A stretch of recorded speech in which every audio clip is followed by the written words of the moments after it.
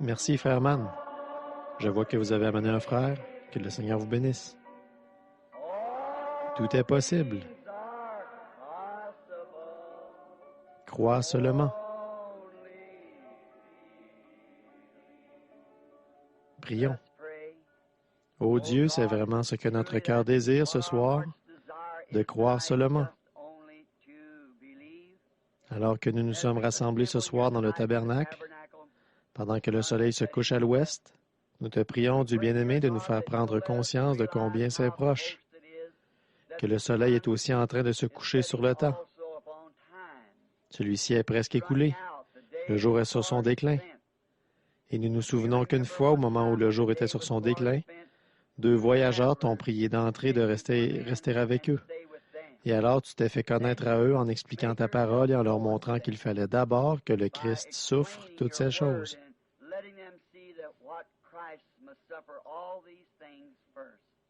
Alors nous te prions, ô Dieu, comme le jour est sur son déclin, d'entrer dans nos maisons, d'habiter avec nous et de nous expliquer la parole, Seigneur, elle que nous gardons très précieusement comme un trésor qui vient de toi, comme un don dans notre cœur. Puissions-nous ne jamais aller au-delà des limites de celle-ci. Puissions-nous toujours la révérer de tout notre cœur. Nous te remercions pour ce que tu as fait pour ceux qui étaient à l'hôpital ce matin et pour ce que tu as fait pour le petit garçon de frère Capps qui était presque mourant et le voilà ici dans l'auditoire ce soir. Combien nous te remercions, Père, pour toutes ces choses. Seigneur, donne-nous de savoir comment nous devons te donner la louange. Vraiment, nous savoir comment te donner la louange, c'est quelque chose qui dépasse notre entendement. Mais Seigneur, reçois nos cœurs en gage d'action de grâce, de notre amour pour toi. Et comme nous voulons faire ce qui est bien, montre-nous ce qu'il faut faire. Nous le demandons au nom de Jésus. Amen. Vous pouvez vous asseoir. Bonsoir à ceux qui sont ici dans cette église comble ce soir et à ceux qui écoutent par le téléphone d'un bout à l'autre du pays. On me dit qu'ils sont reliés à nous par le téléphone encore ce soir. J'espère que ma femme est à l'écoute. Je n'ai pas encore pu l'appeler, alors je vais l'appeler après ce service. Il y a une note ici qui dit que ce matin, le père de frère Jackson était dans un état très grave, mais son état s'est tellement amélioré qu'il pourra peut-être rentrer chez lui demain. Le petit garçon de frère Capps, au sujet duquel il m'avait appelé l'autre soir, je ne sais pas si frère Capps est dans l'auditoire ou non, mais son petit garçon était très malade. Il s'est trouvé que Joseph et moi étions au stand de tir pour préparer ma petite carabine de calibre 22. Je vous en ai parlé la semaine dernière. Il va vraiment être un bon tireur. Et donc, il ne voulait pas manquer d'aller raconter ses exploits à Gary et à Larry. Et il m'a dit au retour, j'ai dit, tu devrais t'arrêter en passant pour raconter ça à frère Gene Norman. Il a dit, arrêtons-nous d'abord pour le dire à Billy, son frère.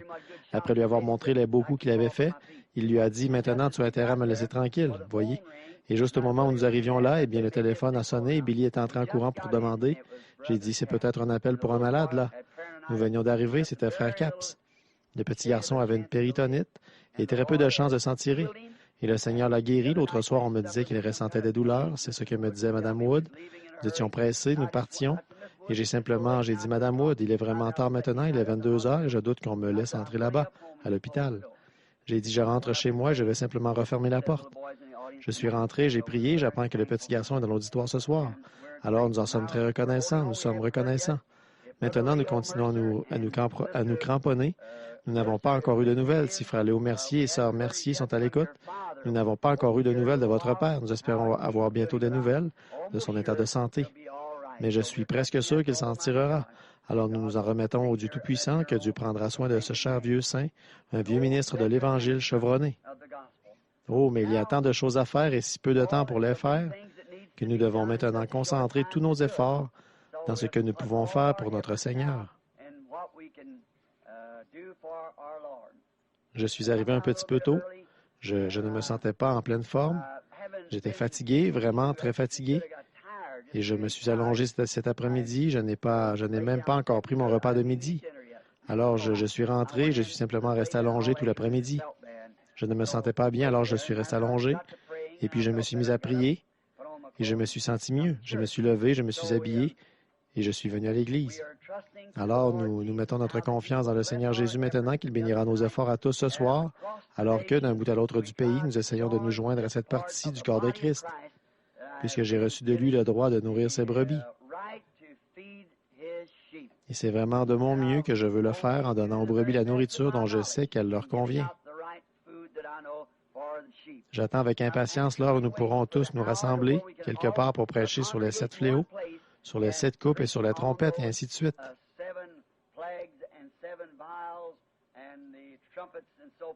Toutes ces choses se produisent simultanément.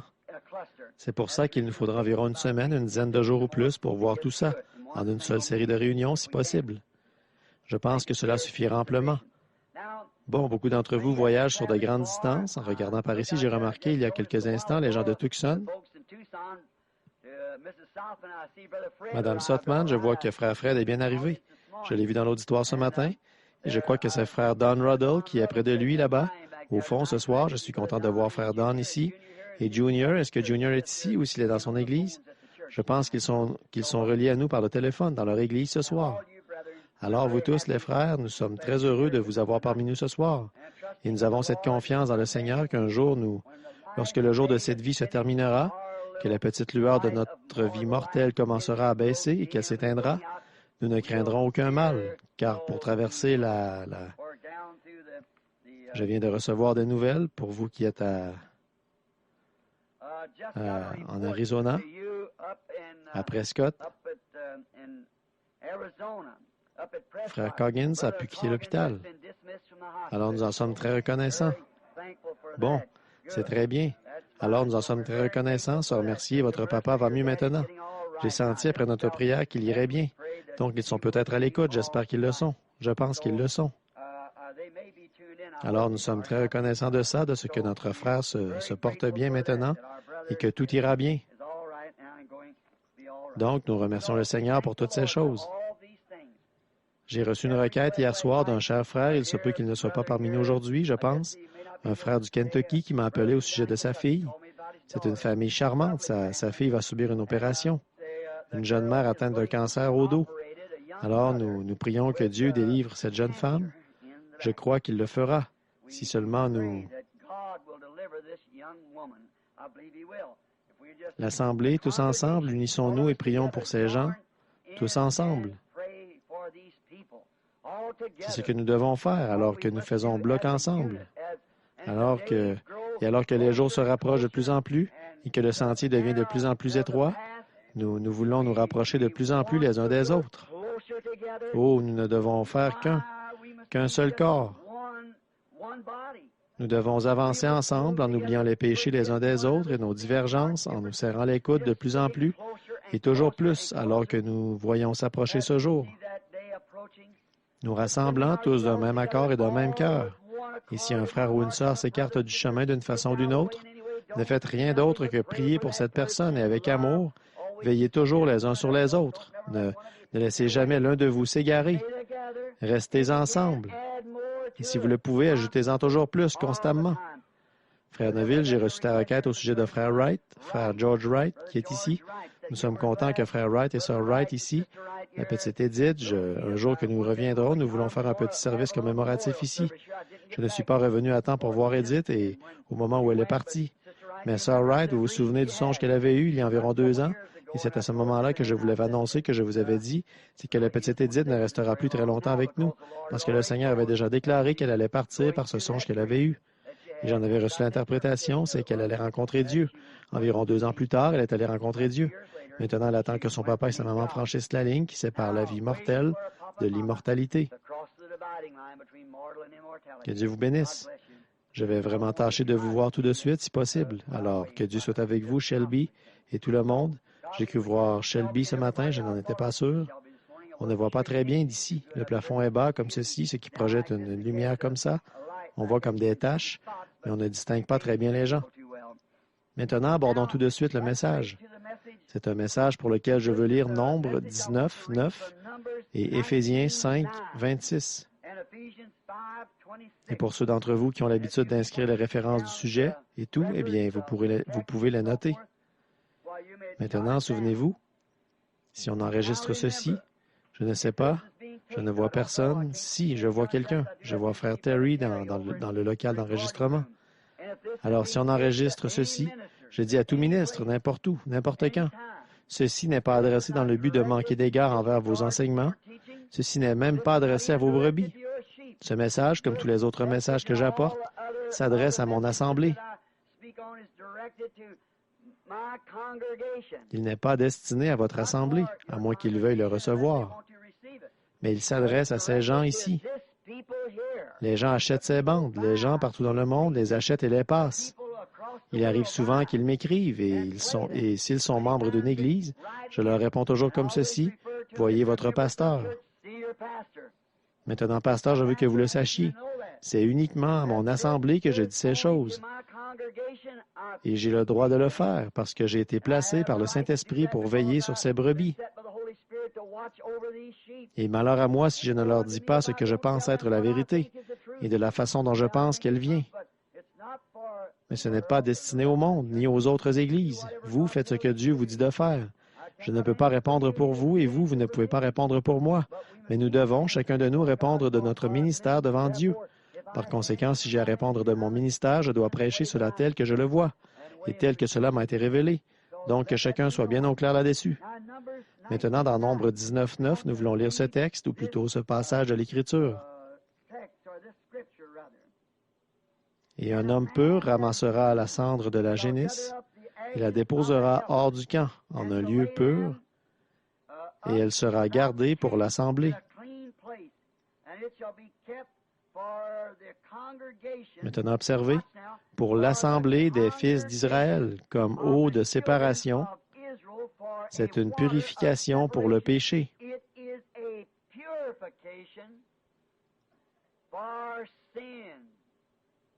Remarquez, pas pour tout le monde.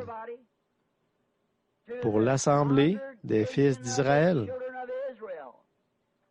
les eaux de séparation.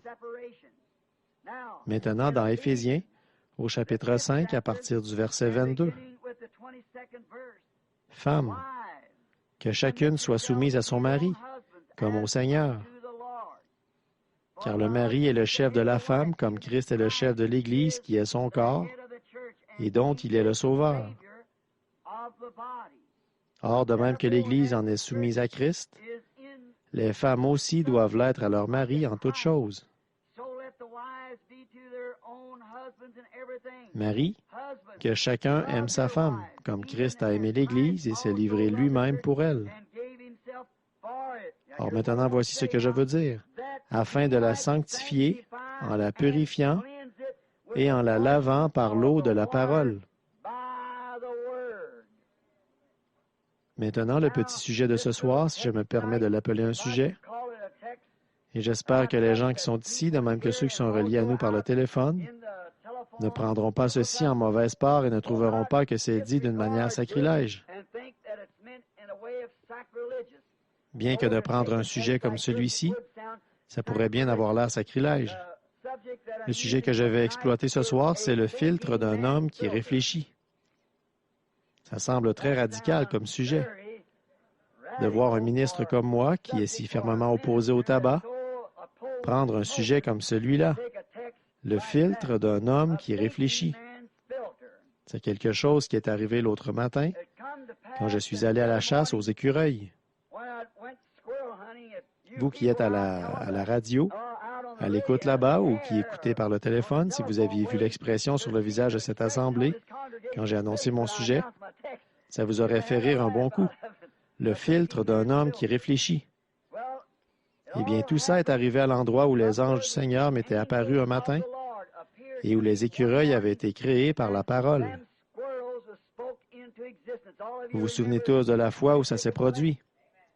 Et aussi, juste au sommet de la colline où je me trouvais, c'est là que, juste avant que je prêche sur les 7 âges de l'Église, j'étais allé chasser un matin avant le lever du jour. Il y avait là, je pensais que le soleil était en train de se lever. C'était vers les 4 heures du matin. C'était inhabituel. J'ai vu cette lumière, je me suis retourné. Il y avait là 7 chandeliers d'or, là-haut, au sommet de la colline, et comme un arc-en-ciel qui montait à travers les conduits et qui se dispersait à partir de là. Aussitôt après, le Seigneur Jésus nous est apparu, Et au même instant, j'ai entendu une voix qui disait, le Jéhovah de l'Ancien Testament est le Jésus du Nouveau. Et voilà qu'il était là un peu plus tard. Il s'est révélé après ces 7 chandeliers d'or. Alors remarquez ça. Combien se souviennent de ce texte? Je l'avais noté au dos d'une boîte de cartouches que j'avais dans ma poche. Le Jéhovah de l'Ancien Testament est le Jésus du Nouveau. Dieu dans le ciel sait que c'était vrai. Au moment où je traversais ce lieu, où il m'était apparu un peu plus tard au sujet des écureuils. Ensuite, quand j'ai appelé mon bon ami Jack Moore, quelques mois plus tard, pour lui poser la question, au moment où j'allais prêcher sur le 7 âges de l'Église, Apocalypse 1, il était debout tout blanc. Ses cheveux étaient comme de la laine. Comment, lui, qui n'avait que 33 ans, pouvait-il être tout blanc? Frère Moore, c'est quelqu'un de très bien, un chrétien cultivé et un érudit, un des meilleurs que je connaisse. Et il a dit, Frère Branham, c'était Jésus après, dans son état glorifié. C'est son aspect maintenant.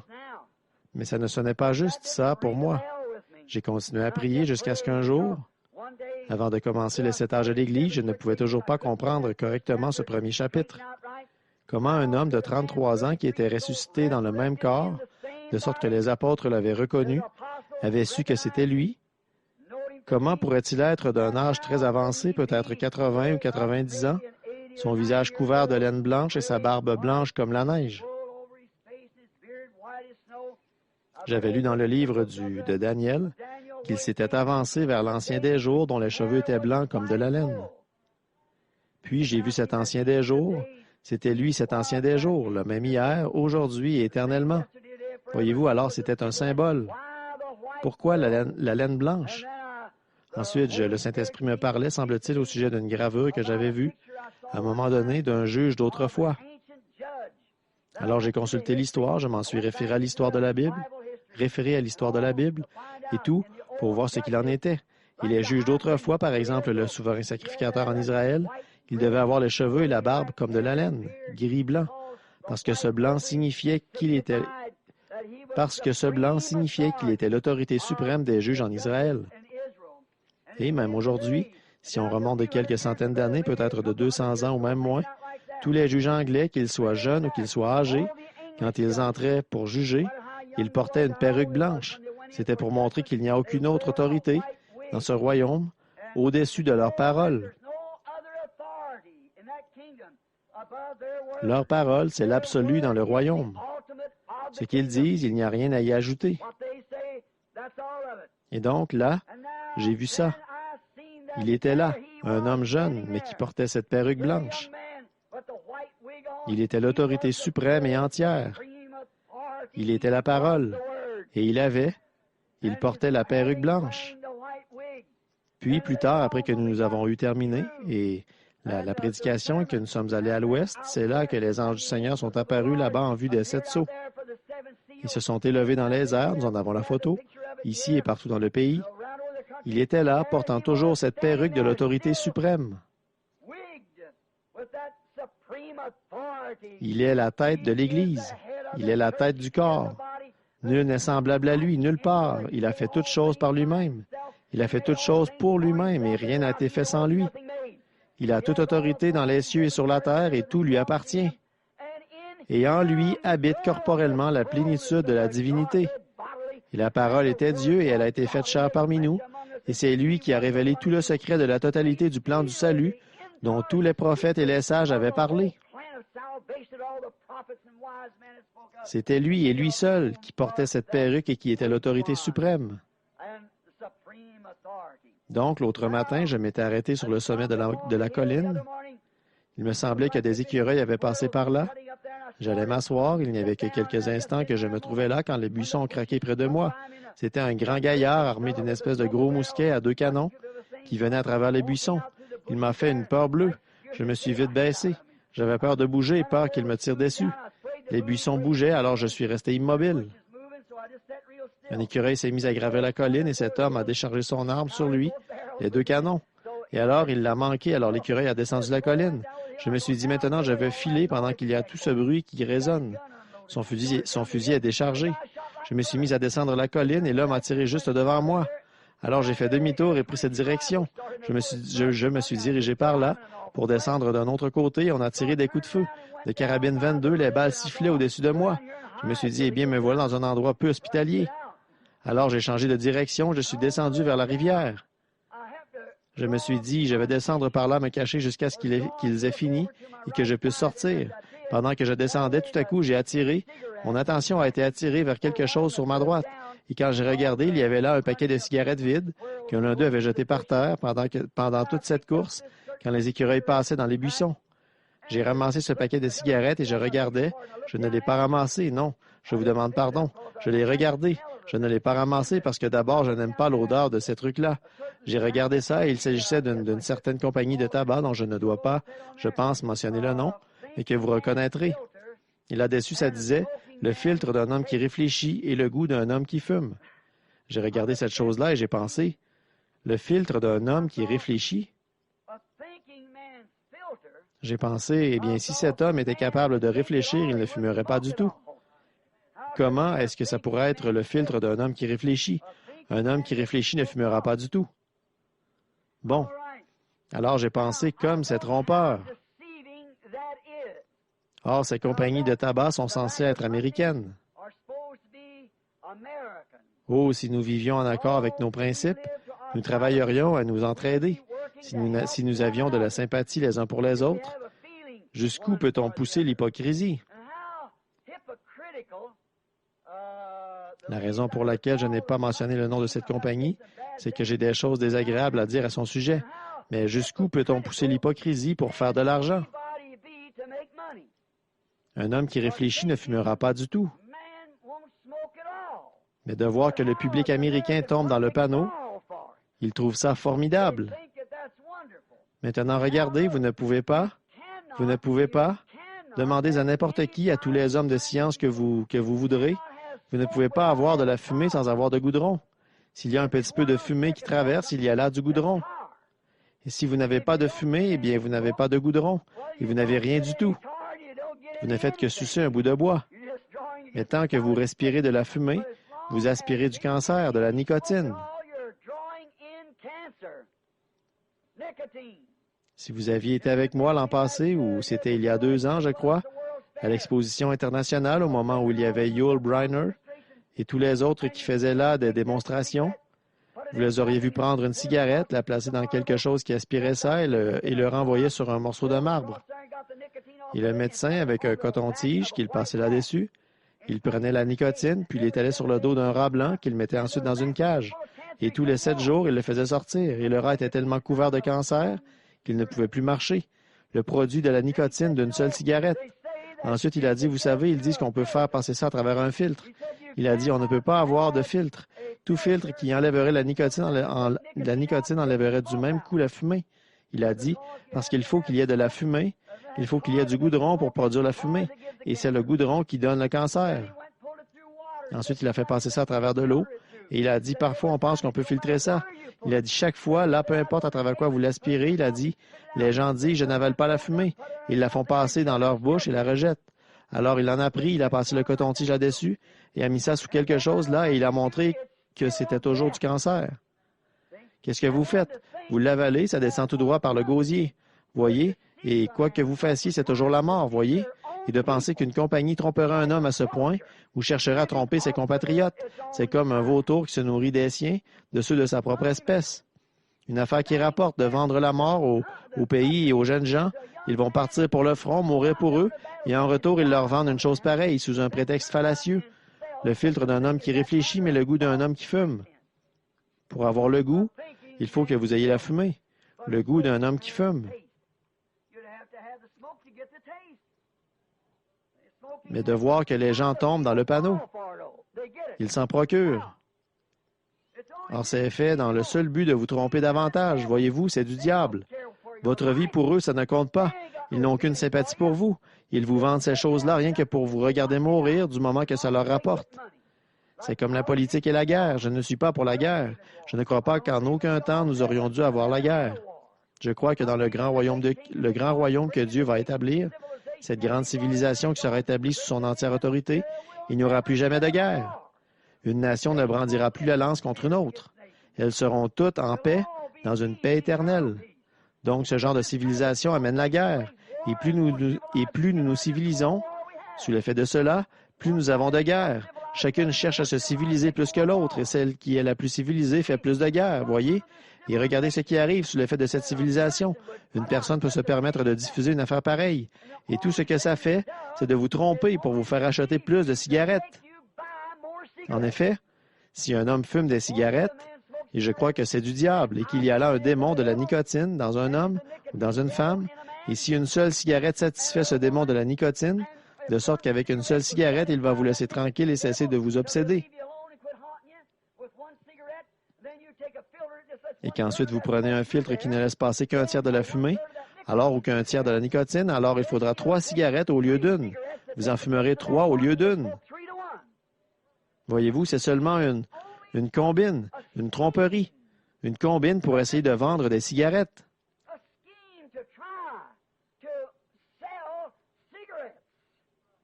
Comme ça, ils peuvent en vendre plus qu'ils en vendaient en laissant l'homme fumer simplement du tabac pur dans sa pipe ou dans sa cigarette. Donc, voyez-vous, c'est du diable. Alors que j'étais là en train de regarder ça et que je réfléchissais à la tromperie que ça représente, une question m'est venue à l'esprit. Je me suis penché, j'ai regardé de nouveau ce paquet et c'est comme si quelque chose me disait, mais le slogan est très bien. Le filtre d'un homme qui réfléchit. Le goût d'un homme qui fume. Il m'est venu à l'esprit que cette tromperie, qu'on retrouve aussi dans le domaine naturel, là, dans le tabac, c'est un état de choses qui se trouve dans les églises d'aujourd'hui. Voyez-vous? Une tromperie. Au point où nous en sommes, le monde entier est devenu une grande tromperie quant à ce qui est réellement vrai et à ce qui est bien. Voyez-vous, même en politique et dans les affaires sociales, dans les écoles, dans tout, ça devient une tromperie.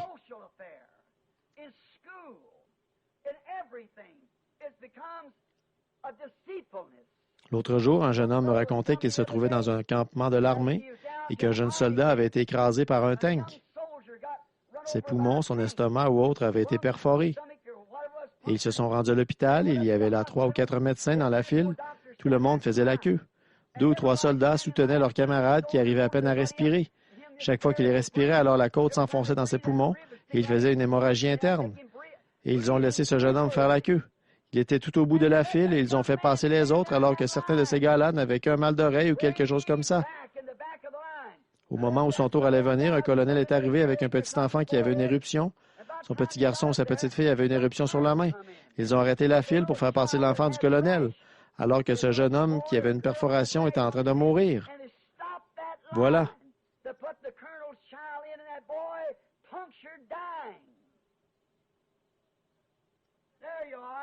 Oh, si ce colonel avait ressenti une sympathie réelle pour son frère là, dans la file, il aurait dit, cet enfant peut attendre. Dépêchez-vous d'amener cet homme ici. Faites quelque chose pour lui. Mais chaque homme veut montrer son autorité. Bon, ils ne sont pas tous comme ça. Non, ils ne sont pas tous comme ça. Mais il y en a trop qui sont comme ça. Il y en a trop des hommes qui sont comme ça. Mais cet homme-là, tout ce à quoi il pensait, c'est à son petit garçon à lui, qui avait une éruption sur la main. Il ne pensait pas du tout à ce pauvre jeune homme qui avait été écrasé sous un tank. Le tank même est peut-être le jeune homme même qui allait un jour lui sauver la vie au front de bataille. Voyez-vous, ils ne s'arrêtent pas pour réfléchir. Ils ne pensent qu'à eux. Le filtre d'un homme qui réfléchit. Je regardais ça et j'ai pensé, c'est comme les dénominations d'aujourd'hui, les églises que nous avons. Chacune a son propre filtre. Elles ont leur propre type de filtre.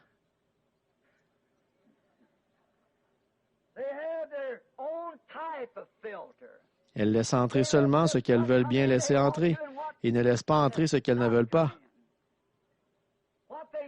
Selon ce qu'elles filtrent, ce qu'elles laissent passer et ce qu'elles éliminent, en se servant de leur propre genre de filtre.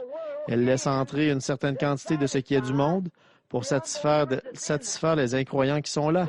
Elles vont faire entrer ceux-ci, peu importe ce qu'ils sont, pourvu qu'ils aient de l'argent. Elles vont les faire entrer, peu importe ce qu'ils sont, pourvu qu'ils soient populaires. Mais il y a une chose, c'est qu'on ne peut pas entrer dans l'Église de Dieu comme ça. Je ne parle pas de la dénomination, là. mais de la vraie, de l'authentique Église de Dieu. Comme le disent les compagnies de tabac d'aujourd'hui, les gens qui entrent dans ces soi-disant églises ou dénominations, ils ont un goût. Et ce goût, c'est pour les choses classiques de ce monde. Et chaque dénomination a son propre filtre. Elles filtrent, elles éliminent tous les vrais chrétiens qui diraient Amen quand ils prêchent. Et elles font entrer toutes les Jézabels du pays, aux cheveux coupés et au visage fardé, du moment qu'elles sont populaires.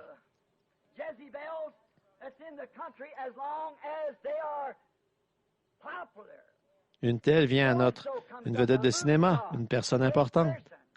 Voilà le genre de filtre qu'ils utilisent. Notre dénomination. Un tel, le président ou le colonel ou autre, fait partie de notre dénomination. Voyez-vous le genre de filtre qu'ils utilisent? Ce filtre, bien sûr, c'est celui du monde. Des gens du monde. Ces gens, ils savent ce qu'ils veulent. Donc, s'il leur faut obtenir ce qu'ils veulent, forcément qu'il leur faudra avoir un certain genre de filtre à travers lequel ce monde pourra se faire entendre suffisamment pour satisfaire le goût de mondanité, leur goût de mondanité, le filtre d'un homme qui réfléchit, le goût d'un homme qui fume, le filtre d'un monde religieux et le goût d'un homme mondain.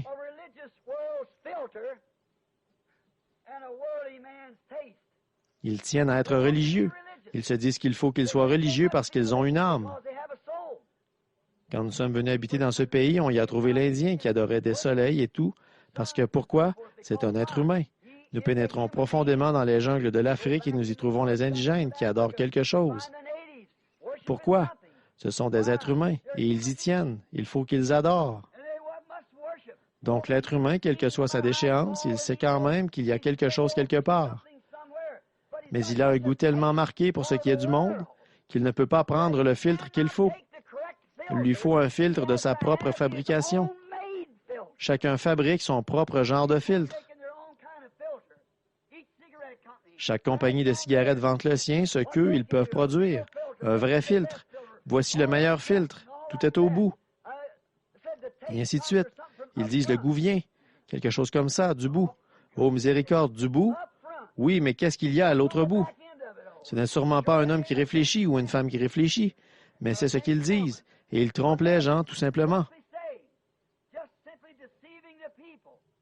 Maintenant, nous voyons que de nos jours, les gens ont un goût. Pour quelle raison un homme va-t-il fumer une cigarette? C'est pour satisfaire un goût.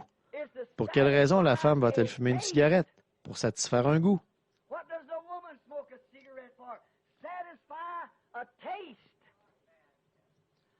Et alors, si l'Église a découvert, si un groupe religieux, pour que les gens y entrent, il faut qu'ils aient un certain genre de filtre pour pouvoir donner aux gens le goût qu'ils cherchent. Ainsi, si les gens n'en retirent pas le goût qu'ils cherchent, ils ne veulent pas de cette cigarette. De même, s'ils ne peuvent pas retirer de la religion le goût qu'ils cherchent, ils n'acceptent pas la religion. Or, ça ne peut pas être plus clair. Les femmes qui portent des shorts, qui ont les cheveux coupés, le visage fardé, qui s'habillent sexy, voilà ce qu'elles veulent. Voilà ce qu'elles aiment. Comme je le disais ce matin, dimanche matin dernier, quand j'ai parlé de cette roue au milieu de l'autre roue, ou de cette petite âme intérieure et à l'intérieur de l'esprit, alors que l'esprit qui est à l'extérieur entre l'âme et le corps, alors que l'esprit qui est à l'extérieur entre l'âme et le corps, il peut être loin du Saint-Esprit, absolument. L'avez-vous tous compris? Maintenant, pour faire suite à cela, comme continuité au message le Dieu de ce monde, les oints dans les derniers jours, cet extérieur, ce cercle du milieu, le premier cercle, ce sont les sens humains. Le deuxième cercle, ce sont les sens de l'esprit. La volonté personnelle, le désir, et ainsi de suite. Mais à l'intérieur, c'est l'âme. Cette âme a été prédestinée. Donc, ils peuvent oindre cet esprit pour amener le corps extérieur à se soumettre à l'esprit.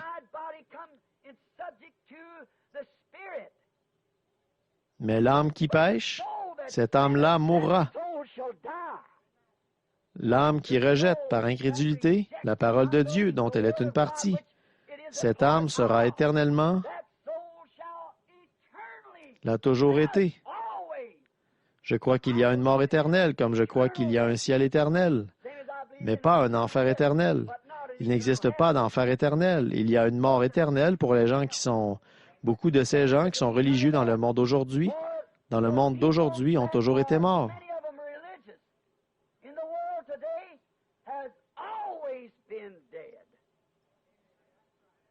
La femme qui vit dans le plaisir, avec ses cheveux coupés et son visage fardé, est morte, quoique vivante. La Bible le dit. Voyez-vous, elle aura beau être religieuse, elle n'a jamais été sauvée. Elle en a les exercices intérieurs. Peut-être qu'elle fait partie de la chorale ou qu'elle danse dans l'esprit. Peut-être qu'elle parle en langue et qu'elle a toutes les manifestations de l'esprit. Mais à moins que cette âme à l'intérieur ne soit celle d'une fille de Dieu, voyez-vous, elle est perdue, quoi qu'elle fasse.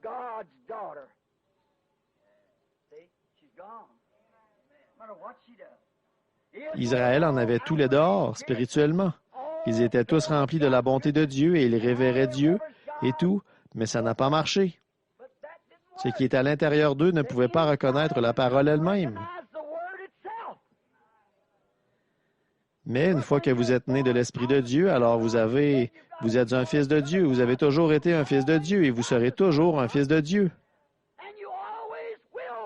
Il n'y a pas moyen de le séparer parce que vous avez la vie éternelle.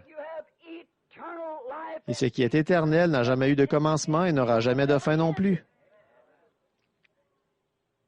Oh, quelle grâce de la part de Dieu qu'il nous ait donné la compréhension de mystères si grands. Comme Paul l'a dit ici, plus loin dans Éphésiens, en parlant du mari et de la femme, il a dit c'est un mystère, en parlant des femmes qui doivent avoir du respect pour leur mari. Même que c'est le deuxième passage de toute la Bible, je crois, où il est parlé d'avoir du respect. Il a dit que la femme respecte son mari. Respecte son mari. Donc, le mari doit mener devant sa femme une vie qui porte sa femme à le respecter comme fils de Dieu. Et s'il ne mène pas ce genre de vie-là, eh bien, alors évidemment qu'elle ne le respectera pas, parce qu'elle sait de quelle étoffe il est fait. Par contre, quand il s'agit bien d'un homme qui est un homme respectueux et pur envers sa femme et devant sa famille, un vrai serviteur de Dieu, alors la femme, les enfants et tous devraient respecter ce serviteur de Dieu, avoir de la révérence envers lui.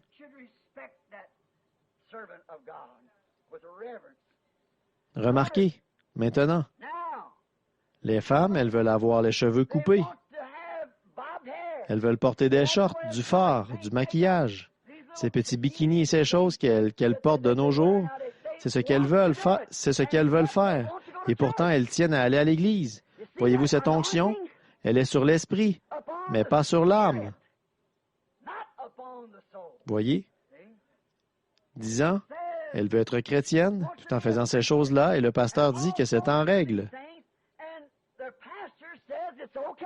Alors, s'il dit que c'est en règle, vous pouvez être membre, votre nom peut être sur le registre de mon Église ici, c'est en règle, alors il lui donne son filtre dénominationnel, ce qui va satisfaire le goût d'une femme mondaine.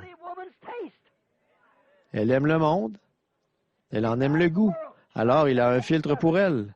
Seulement, elle est loin d'être une femme qui réfléchit. Mais voilà, c'est ça. C'est de là que m'est venu ce sujet. Non, ce n'est pas une femme qui réfléchit. Si elle réfléchissait, elle saurait que ce n'est pas l'Église qui va la juger au dernier jour. L'Église la juge maintenant, de par son adhésion, sa fidélité au cercle dont elle est membre et aux associations. Il la juge maintenant d'après ça. Mais Dieu va la juger au dernier jour. Donc, elle ne réfléchit pas.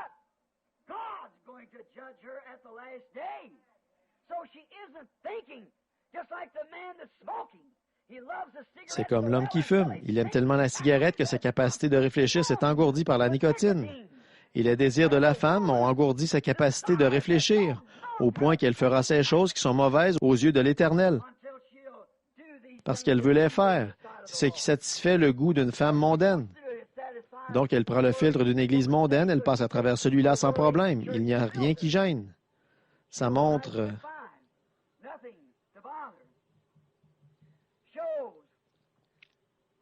Or là, nous voyons que c'est la vérité. Le pasteur dit, c'est en ordre. Nous, on ne condamne pas les femmes qui font ça. C'est en ordre, il y a tellement de péché là-dedans, ça, c'est à travers son filtre à lui. Ça montre que ces gens ont passé à travers un filtre théologique. Et ils en ont retiré un goût théologique, et c'est ce qu'ils avaient, un goût théologique. Mais ça n'a pas passé à travers le filtre de Dieu. Ça, c'est certain. Non, monsieur. Or, s'il y a un filtre théologique pour celui qui réfléchit en s'attachant à la théologie, et qu'il y a un filtre de l'Église pour celui qui réfléchit en s'attachant à l'Église, un filtre à cigarette pour celui qui réfléchit en s'attachant à la cigarette, alors il doit y avoir quelque part un vrai filtre pour celui qui réfléchit pour de vrai. Et Dieu a un filtre, c'est sa parole. Elle sépare, car les eaux de séparation pour le péché, c'est elle. Alors voilà le goût d'un homme qui réfléchit ou d'un homme saint. Et si un homme passe à travers ce genre de filtre-là, celui du monde, c'est qu'il a un goût mondain. Comme la compagnie de tabac, il va avoir plus de membres dans son Église en les faisant passer à travers ce filtre-là. Si on dit il y a plus de femmes qui vont à l'Église que d'hommes, ça se peut. Ça peut être tout ce qu'il y a de plus vrai, du moment qu'elle peut y aller tout en faisant tout ce qu'elle veut. C'est vrai, elle le fera, elle adhérera à n'importe quoi, mais elle aura passé à travers le filtre de cette Église. Si elle avait passé à travers le filtre de Dieu, elle en serait sortie différente de cela. Voyez? Elle ne pourrait pas passer à travers le filtre de Dieu et en sortir avec les cheveux coupés. Elle ne peut tout simplement pas le faire. Maintenant, peut-être que ceci va être un peu amer pour quelqu'un, mais quand elle commence à passer à travers le filtre de Dieu et qu'il y ait dit qu'elle ne doive pas se couper les cheveux, alors quoi? Elle va rester de l'autre côté. S'il y est dit que c'est un péché pour une femme de faire une chose pareille, qu'il est déshonorant de sa part de faire une chose pareille, si c'est ce qu'elle veut, il a dit, eh bien, qu'elle veut se couper les cheveux. Alors il a dit alors qu'elle les rase complètement. Il a dit, nous savons qu'il est honteux pour une femme d'avoir la tête rasée. Il a dit alors qu'elle se voile la tête, et sa chevelure est son voile. Pas un chapeau, madame, sa chevelure est son voile. C'est ce que la Bible dit, c'est vrai, ça montre qu'elle est naziréenne, consacrée au Seigneur. Une longue chevelure pour une femme, ça veut dire qu'elle est naziréenne, consacrée au Seigneur. Or, nous voyons que c'est vrai. D'autre part, nous voyons que si l'homme qui réfléchit, comme on l'appelle dans le monde, peut fumer tout en retirant le goût qu'il cherche, il devrait avoir assez de bon sens pour savoir qu'il absorbe du goudron qui vient du tabac. Mais le seul but qu'il poursuit, c'est de lui en vendre plus, de lui faire acheter plus de cigarettes. Et le filtre de l'Église lui procure des membres et ce genre de choses, quand on laisse passer les gens qui se permettent n'importe quoi, tout en faisant quand même partie de l'Église. Comme ça, ils ont plus de membres. Supposons que ce soir, nous allons dans les églises et que nous filtrions, que nous en éliminions tous ceux qui ne sont pas de véritables chrétiens nés de la parole. Beaucoup de sermons seraient prêchés au mur ce soir, c'est vrai, parce qu'on aurait passé à travers le filtre. Parce qu'on aurait passé à travers le filtre. Et si j'ai un seul désir dans mon cœur, et j'espère que tous ceux qui m'écoutent le partagent avec moi, c'est « Ô Dieu, fais-moi passer à travers ton filtre. » Comme David l'a dit, « Sonde-moi, éprouve-moi et vois s'il y a quelque chose de mauvais en moi. Ensuite, enlève-le, Seigneur. » Voyez, je désire le filtre de Dieu. Peu m'importe ce que fait le monde, ce que possède l'Église, je veux être un homme qui réfléchit pour que ma réflexion se porte sur celui auprès de qui je me trouverai un de ces jours, pour le jugement. Remarquez, la compagnie de tabac fait ça dans le but de vendre plus de cigarettes. L'Église, elle, le fait dans le but d'avoir plus de membres. Une femme aux cheveux courts qui porte des shorts serait retenue dans le filtre de Dieu. Elle ne pourrait pas passer à travers celui-là avec les cheveux courts, parce que la Bible dit qu'elle ne doit pas faire ça. Elle déshonore son chef quand elle le fait. Nous devrions le savoir, mais elle passe à travers celui de l'Église sans problème, et tous les autres aussi. Je me trouve parfois, ce n'est pas pour manquer d'égard envers qui que ce soit. Je ne parle jamais personnellement de quelqu'un en particulier, mais c'est du péché dans l'Église. Soyez mes témoins de cela. Je n'ai pas dit, mademoiselle un tel est ceci ou cela, ou monsieur un tel, ou le révérend un tel est ceci ou cela. Non, monsieur, je dis que le péché est le péché. Que ce soit dans ma famille, que ce soit en moi, que ce soit n'importe qui, c'est toujours le péché. Ce n'est pas l'individu. Je ne parle pas contre les individus, je parle contre le péché. Et que ce soit moi ou n'importe qui, peu importe, quand quelqu'un s'engage à travers le filtre de Dieu, tout péché lui bloquera tout de suite le passage. Remarquez, par contre, la femme qui veut avoir les cheveux courts, porter des shorts ou se maquiller et tout, elle peut aisément passer à travers un filtre pentecôtiste. C'est facile comme bonjour. Il n'y a pas de problème et ça conduit directement à la mort. En effet, celui qui, elle dira, eh bien, il n'y a pas de mal à ça. Si vous aimez le monde ou les choses du monde, c'est que l'amour de Dieu n'est même pas en vous. Alors, par le canal de son esprit, elle peut faire descendre dans son âme des choses qui ne sont pas de Dieu et qui sont contraires à la parole de Dieu, si celles-ci correspondent au goût qu'elle a dans l'âme. Elles peuvent passer par le goût, la vue, le goût. Elles peuvent passer par le penser, par le raisonnement. Elles peuvent passer par le penser, par le raisonnement. Il n'y a pas de mal à ça, j'en ai le goût. J'ai des sentiments, j'ai le sentiment que c'est en ordre. Elle va le faire descendre comme ça, par ce canal, jusque dans son âme. Si son âme est de ce type-là, ça montre qu'elle ne puise pas à travers le filtre de Dieu. Mais si elle a les cheveux coupés, si elle se maquille, porte des shorts, des pantalons qui la font ressembler à un homme, ces espèces de culottes, ou le nom qu'elle donne à ça, si elle tient ce genre de propos, qu'elle fait ces choses et qu'elle vit pour le monde, elle sera bloquée. Elle ne pourra pas passer à travers cela. Non, monsieur, cela lui bloquera le passage et le départ. Remarquez, un homme qui regarde ses jolies lèvres rouges, son visage fardé, les shorts et les bikinis et tout ce qu'elle a là, un vrai homme qui réfléchit, il ne la regardera pas.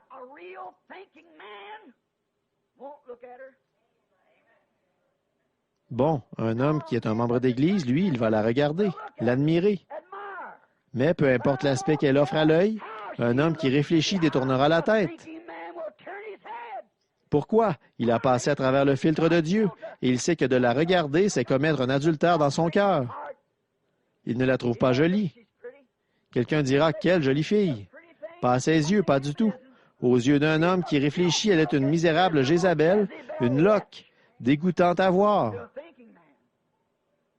Un fils de Dieu la regarde en ayant honte, même d'appartenir à la même famille qu'elle. C'est vrai. Comment peut-elle agir comme ça et être ma sœur? Voyez-vous, elle a passé à travers un filtre et lui à travers un autre.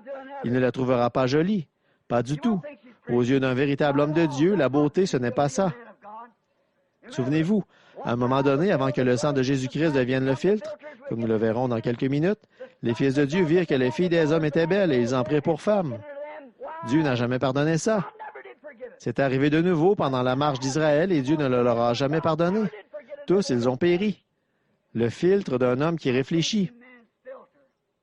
Je sortais après la réunion ici, un petit Ricky était là derrière l'église un soir, il y a environ 3 ou 4 ans de ça, et il m'a dit, « La raison pour laquelle vous dites ça, c'est parce que vous êtes un vieil homme. » Il a dit, « Moi, je les trouve jolis. » J'ai dit ça, je m'en doute bien. Rien qu'à son apparence, on pouvait s'en rendre compte à l'allure qu'il avait. J'ai dit, je vais te dire une chose. Quel âge as-tu? Environ 30 ans. J'ai dit, quand j'étais 15 ans plus jeune que toi, je pensais la même chose. C'est vrai. Et c'est encore de la souillure. Le filtre d'un homme qui réfléchit. Maintenant, remarquez, si sa pensée a été filtrée à travers la parole de Dieu, le filtre de Dieu, il ne la regardera pas. Il ne la trouvera pas jolie. Il pensera que c'est une Jézabel.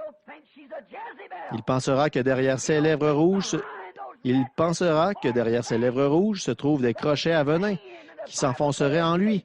Et la Bible dit, ces portes, ce sont les portes de l'enfer. Et un homme y entre comme le bœuf qui va à l'abattoir. Voilà le filtre d'un homme qui réfléchit. Que désirez-vous? Quand une femme descend la rue habillée comme ça et que vous, les hommes, vous tournez la tête, vous vous rincez l'œil comme ça, vous n'utilisez pas le filtre d'un homme qui réfléchit. En effet, quand vous faites ça, vous commettez un adultère, car le filtre dit « Quiconque regarde une femme pour la convoiter a déjà commis un adultère avec elle. »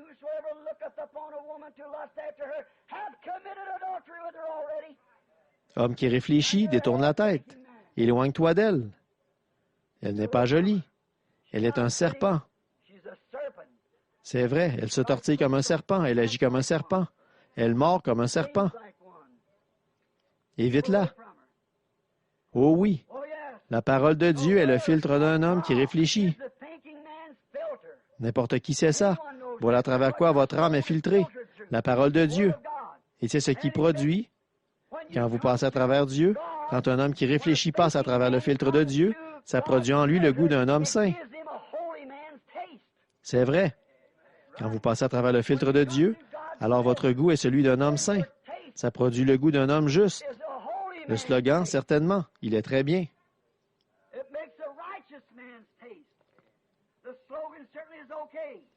Or, nous voyons comment ceci se passait sous forme de type en Israël, et c'était pour l'Assemblée d'Israël et elle seule. C'est pour cette raison que ce que j'apporte maintenant, si des ministres ne sont pas d'accord sur quelque chose qui sera dit, Ceci, c'est pour mon assemblée, que le Seigneur m'a confié afin que je lui prêche.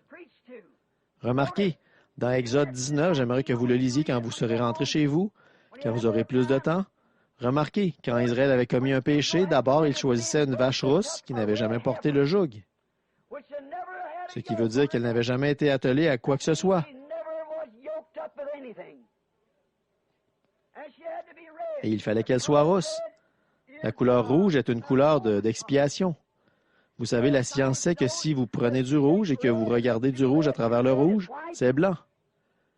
Regardez du rouge à travers le rouge, c'est blanc. Il regarde à travers le sang rouge du Seigneur Jésus et nos péchés rouges deviennent blancs comme la neige, du rouge à travers le rouge. Et vers le soir, cette vache était immolée par toute l'Assemblée d'Israël. Et on appliquait 7 marques de son sang sur la porte par laquelle toute l'Assemblée devait entrer. Un type des 7 âges de l'Église, par le sang. Ensuite, on prenait son corps et on le brûlait. On le brûlait avec les sabots, la peau, les intestins et les excréments. Tout était brûlé ensemble. Ensuite, ça devait être recueilli par un homme pur et déposé dans un lieu pur, hors de l'Assemblée.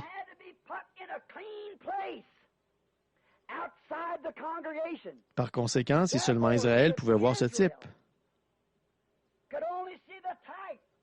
La parole de Dieu ne doit pas être manipulée par des mains impures, d'incrédulité. Il faut que ce soit un homme pur. Et s'il est pur, c'est forcément parce qu'il a passé à travers le filtre de Dieu. Un homme pur, des mains pures, et ça devait être gardé dans un lieu pur. Pas dans un lieu où des Jézabel, des Rikis et tout. On part. On prend part à la communion et tout ça alors qu'on fricote avec la femme d'un autre, avec le mari d'une autre. Toutes sortes de saletés, on va danser, on va à des soirées, on porte les cheveux coupés, on porte des shorts et tout le reste et on se dit chrétien. Ça doit être gardé dans un lieu pur et manipulé par des mains pures. Ensuite, Israël, quand ils avaient péché et qu'ils reconnaissaient qu'ils avaient mal agi, alors on faisait sur eux l'aspersion des cendres de cette vache. C'était ça, l'eau de séparation, une purification pour le péché. Remarquez, nous y voilà. Et alors Israël, avant de pouvoir entrer dans la communion, dans l'adoration, il fallait d'abord qu'il passe par les eaux de séparation. La justification par la foi, qui vient de ce qu'on entend la parole. Puis ils entraient dans l'assemblée en passant sous ces 7 marques de sang pour montrer que quelque chose était mort et avait précédemment fait l'expiation de leurs péchés. Ils avaient été séparés en entendant la parole, les eaux de séparation, après quoi ils entraient dans la communion. Le seul lieu où Dieu rencontrait un homme, c'était derrière cet ordre établi. Il ne le rencontrait nulle part ailleurs. Il fallait qu'il suive cet ordre établi. Dieu ne rencontrait Israël que dans un seul lieu. Et aujourd'hui, Dieu ne vous rencontre que dans un seul lieu. Un seul lieu. C'est en Jésus-Christ. Et il est la parole, les eaux de séparation. Et son sang a été versé pour la totalité des 7 âges de l'Église. Et ensuite, par le Saint-Esprit, nous entrons dans cette communion qui n'est donnée qu'à l'Église. Oh, combien il est grand! Maintenant, nous voulons aussi regarder Éphésiens 5, 26, où il est dit que c'est le lavage par l'eau de la parole, une eau de séparation. Quel est son effet? Le filtre de Dieu, donc, c'est la parole. Les eaux de séparation, le lavage par les eaux de séparation, par la parole. Le filtre de Dieu. Alors, vous ne pouvez pas entrer en Christ en passant à travers le filtre d'une Église. Vous ne pouvez pas y entrer par le moyen du filtre d'une dénomination, ni du filtre d'un credo. Il n'y a qu'un seul filtre qui vous permette d'entrer dans ce lieu saint, c'est par le moyen du lavage par l'eau de la parole. C'est la parole de Dieu qui est le filtre d'un homme qui réfléchit. L'Église vous jugera ici selon que vous aurez été un bon membre ou pas. Ils vous feront de belles funérailles et ils mettront le drapeau en berne à votre décès. Ils enverront de grandes couronnes de fleurs et ils feront tout pour vous. Mais pour ce qui est de votre âme qui va se retrouver devant Dieu, elle doit avoir la vie éternelle. Et si c'est une vie éternelle, c'est une partie de la parole. Et de même que ma parole ne peut pas nier, ma main ne peut pas nier l'existence de ma main. Mes yeux ne peuvent pas nier l'existence de ma main, de mon pied, de mon orteil, ni de n'importe quelle autre ni de n'importe quelle partie de moi. Ils ne peuvent pas en nier l'existence. De même, un homme qui est une partie de la parole de Dieu ou une femme ne peut pas non plus nier une seule partie de la parole de Dieu. Alors vous, les femmes, quand vous pensez que vous pouvez entrer dans la présence de Dieu avec les cheveux coupés, vous êtes dans l'erreur. Le voyez-vous? Vous êtes dans l'erreur. Vous ne pourrez pas passer à travers le filtre de Dieu, où on est lavé par l'eau de la parole. C'est ensuite qu'on entre dans cette communion. Vous pensez y être, mais vous ne le pouvez pas. Tant que vous n'aurez pas passé à travers la parole, chaque petite parcelle, chaque petite parole de Dieu. L'homme ne vivra pas de pain seulement, mais de chaque parole. Il faut passer par cette filtration, passer à travers ça. Et c'est ce qui produit le goût d'un homme juste, parce que c'est ce qu'il cherche. Il cherche quelque chose qui va le purifier. C'est la parole de Dieu, qui est le filtre d'un homme qui réfléchit. Et elle produit le goût d'un homme juste. Nous savons que c'est vrai. Elle filtre tout le péché d'incrédulité, l'élimine. Il n'y a plus d'incrédulité une fois que vous avez passé à travers ce filtre, parce que c'est le goût d'un véritable croyant. Le véritable croyant veut marcher droit, quoi qu'il advienne. Il ne veut pas se contenter de dire « Eh bien, moi, j'appartiens à la haute société. Je suis membre de l'Église, de la plus grande Église de la ville. » Peu m'importe que ce soit une mission au coin de la rue ou une grande tonnelle de broussailles quelque part, un homme qui réfléchissait qu'il devra rencontrer Dieu. Et quoi que l'Église en dise ou que n'importe qui d'autre en dise, il doit remplir les conditions fixées par Dieu. Et les conditions fixées par Dieu, c'est la parole de Dieu. Eh bien, disent-ils, la parole de Dieu. Bien sûr, ils croient tous que c'est la parole de Dieu. Mais pouvez-vous être filtré à travers elle? Comment allez-vous faire passer à travers elle une femme aux cheveux coupés? Comment allez-vous le faire? Comment allez-vous faire passer à travers elle un homme qui refuse de soutenir cette doctrine? Voyez? Ce n'est pas le goût d'un homme qui réfléchit, non. Un homme qui réfléchit va y réfléchir. Un homme qui réfléchit va y réfléchir à 2 fois avant de se lancer tête baissée dans quelque chose comme ça. Remarquez, cette parole ne peut pas se renier. Alors c'est satisfait ou c'est le désir? C'est un désir de quoi? Qu'est-ce qui vous a fait désirer cela au départ? C'est qu'au fond de votre âme, il y avait une semence prédestinée. C'était la vie éternelle, qui s'y trouvait depuis toujours, qui y était depuis toujours. Tous ceux que le Père m'a donnés viendront à moi. Aucun d'eux ne sera perdu. Le goût d'un homme qui réfléchit. Quand un homme qui réfléchit entend la parole de Dieu, mes brebis entendent ma voix et elles ne suivront pas un étranger. Parce que là, au fond, se trouve la vie. Et la vie s'attache à la vie. Le péché s'attache au péché. Et le péché est tellement hypocrite qu'on se croit sauvé alors qu'on n'est pas sauvé.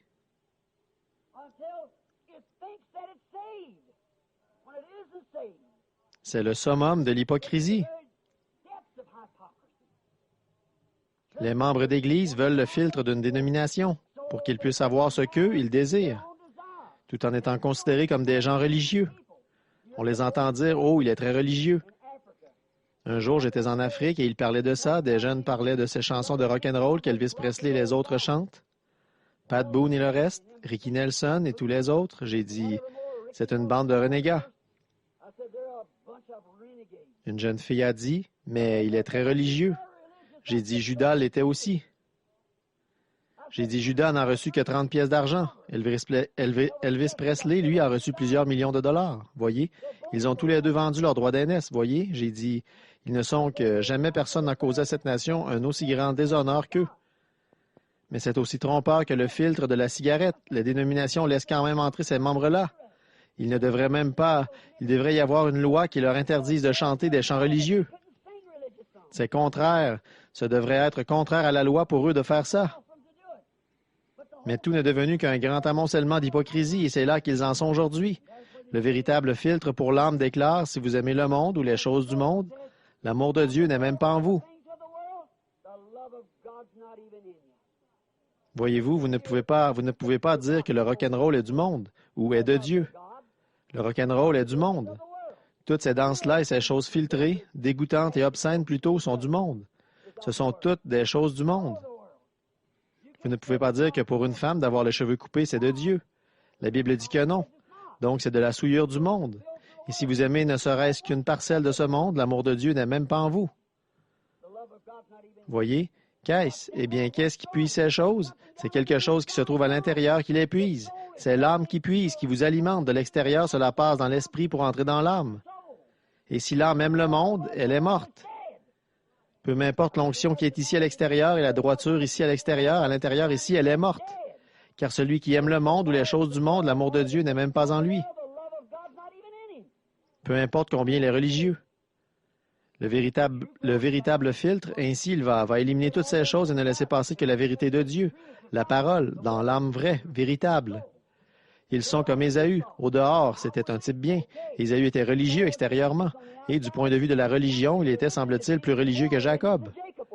Il semblait être un homme meilleur que Jacob, mais à l'intérieur de lui, là, ce qu'il était. Au dehors, il était religieux, mais sa pensée n'était pas filtrée. Sa pensée, pour ce qui concernait le droit d'aînesse, n'était pas juste. Il ne pensait pas que le droit d'aînesse avait autant de valeur que ce que Dieu en avait dit.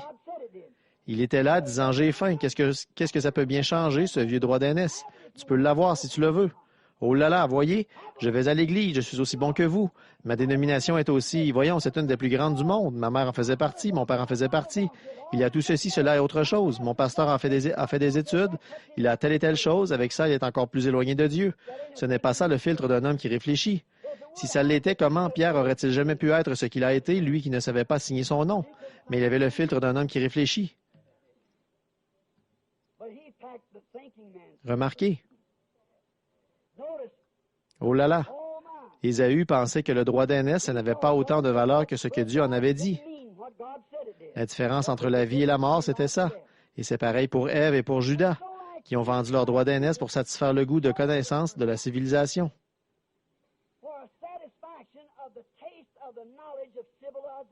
C'est exactement pour ça qu'Ève a vendu son droit d'aînesse. Elle l'a vendu pour un petit goût de science, un petit goût de connaissance mondaine, une église un peu meilleure, une classe sociale un peu meilleure. C'est ce qu'on dirait aujourd'hui. Voyez? Et Judas, lui, a vendu son droit d'aînesse pour 30 pièces d'argent pour se faire quelques dollars de plus. Mon assemblée me paie mieux ici, alors je vais prêcher ici, c'est tout. Voyez? C'est que si je suis devenu prédicateur, eh bien, ils ont dit, Frère Branham, nous croyons que ce message est la vérité, mais nous ne pouvons pas l'accepter. Si nous l'acceptions, mais où prêcherions-nous? Le monde, mon frère, c'est ça la paroisse. Certainement. Eh bien, aucun des frères ne me soutiendrait. Je ne m'attends pas à ce qu'aucun des frères me soutienne. Je m'attends à ce que Jésus-Christ me soutienne parce que lui s'y est tenu. C'est lui qui l'a dit. Et quand le véritable droit d'aînesse, le sang a filtré, éliminé par la parole et que tout péché, que le monde, l'Église, la dénomination, le sectarisme ont été laissés à l'extérieur, l'instruction, la civilisation, l'Église, la dénomination, le système, le péché sous toutes ses formes est laissé à l'extérieur. Quand un homme qui réfléchit utilise ce qui est, selon Dieu, le filtre d'un homme qui réfléchit. Quand un homme fait passer sa vie à travers le filtre de Dieu, il n'en reste plus rien. Remarquez ici, votre vie était complètement gâchée par le péché parce que vous êtes né dans le péché, vous avez été enfanté dans l'iniquité, vous êtes venu au monde en disant des mensonges. Là, je vais dire quelque chose comme Frère McCullough avait coutume de dire. Écoutez-moi.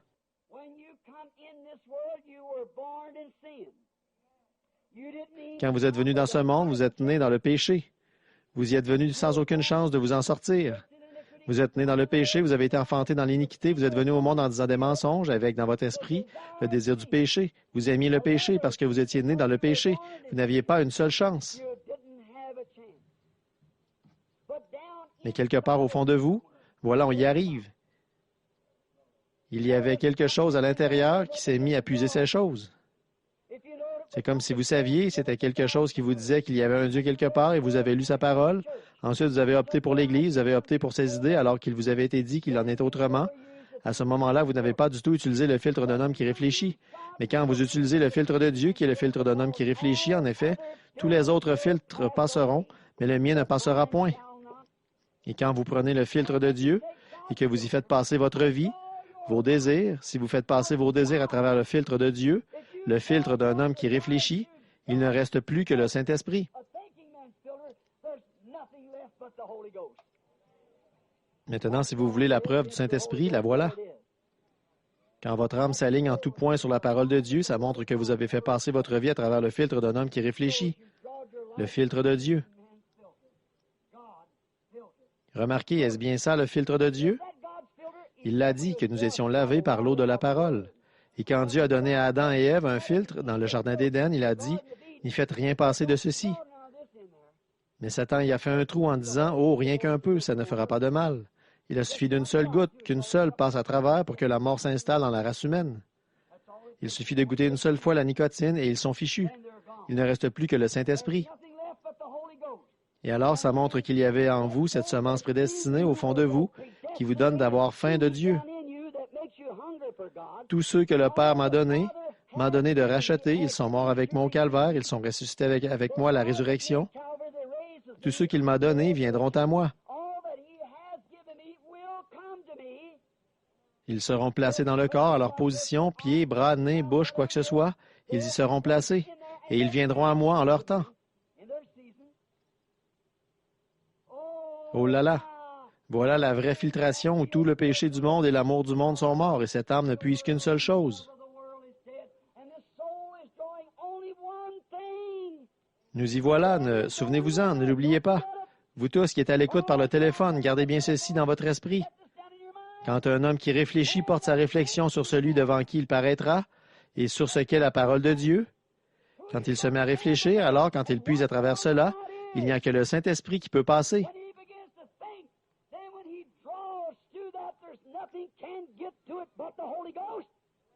Qu'est-ce? C'est le germe. La parole semence. Depuis le commencement, là vous étiez en Dieu au commencement, et vous voici en train de puiser la vie de la semence. La semence est dans votre cœur par prédestination. Alléluia. La semence est déjà là. Par la préscience de Dieu, elle a été prédestinée. Et quand elle puise, elle ne peut puiser à travers rien d'autre que la parole. Et alors, ça correspond au goût de l'homme qui réfléchit. De l'homme juste, de l'homme saint qui voit la Bible, qui voit que Jésus-Christ est le même hier et éternellement. Qu'est-ce qui entre à l'intérieur dans ce lieu-là? Cette parole, c'est ce qui est dans le cœur. Je serre ta parole dans mon cœur afin de ne pas pécher contre toi. Qu'en est-il quand elle puise à travers la parole? Il n'y a qu'une chose qui passera à travers la parole, c'est le Saint-Esprit. C'est la seule chose qui peut passer à travers la parole, le Saint-Esprit. Et le filtre d'un homme qui réfléchit donne un goût à un homme saint. Alors il a goûté aux choses célestes. Il a la parole de Dieu dans son cœur. Il la voit manifester devant lui. Son âme est entièrement absorbée par elle. Le monde qui l'entoure et toutes ces choses sont mortes. Le filtre d'un homme qui réfléchit. Quant à la religion, c'est à filtrer la religion que je pense maintenant. Quand le filtre d'un homme qui réfléchit produit le goût d'un homme saint, voyez-vous, cela satisfait son goût. Il voit que Jésus-Christ est le même hier, aujourd'hui et éternellement. Voilà, c'est ça, de le voir en plein devant vous, de le voir en plein devant nous, faire les choses mêmes qu'il faisait, ça satisfait le goût de l'homme saint, sa manière de penser. Il sait alors qu'il est passé de la mort à la vie, et il aime, et il aime que le monde que soit confirmé, et il désire que la parole soit confirmée et démontrée. Dans chaque âge, il attend cela, car il est un homme saint, et il a le désir de voir Dieu.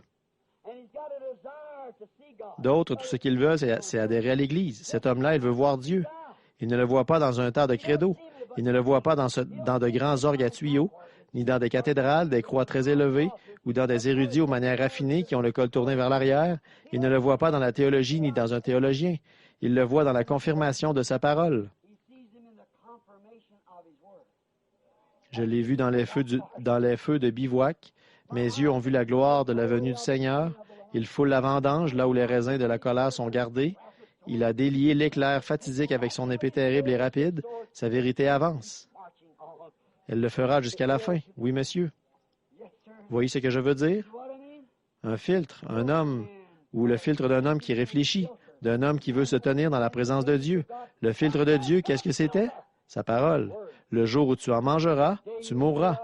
Qu'importe ce qui se passe là-bas, ne passez surtout pas outre à cette parole.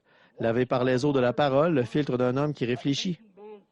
Pas une dénomination, pas un credo, pas une église, pas une cathédrale, mais le filtre d'un homme qui réfléchit, car vous allez être jugé par la parole. Un homme qui réfléchit va réfléchir à ça. Un homme insensé ou un goût du monde va prendre n'importe quoi, un substitut. Pourquoi un substitut alors qu'il y en a un vrai? Réfléchissez-y une minute. Une femme qui parle en langue alors qu'elle a les cheveux coupés et du rouge sur les lèvres, et l'Église persiste quand même à dire que c'est la preuve qu'on a le Saint-Esprit.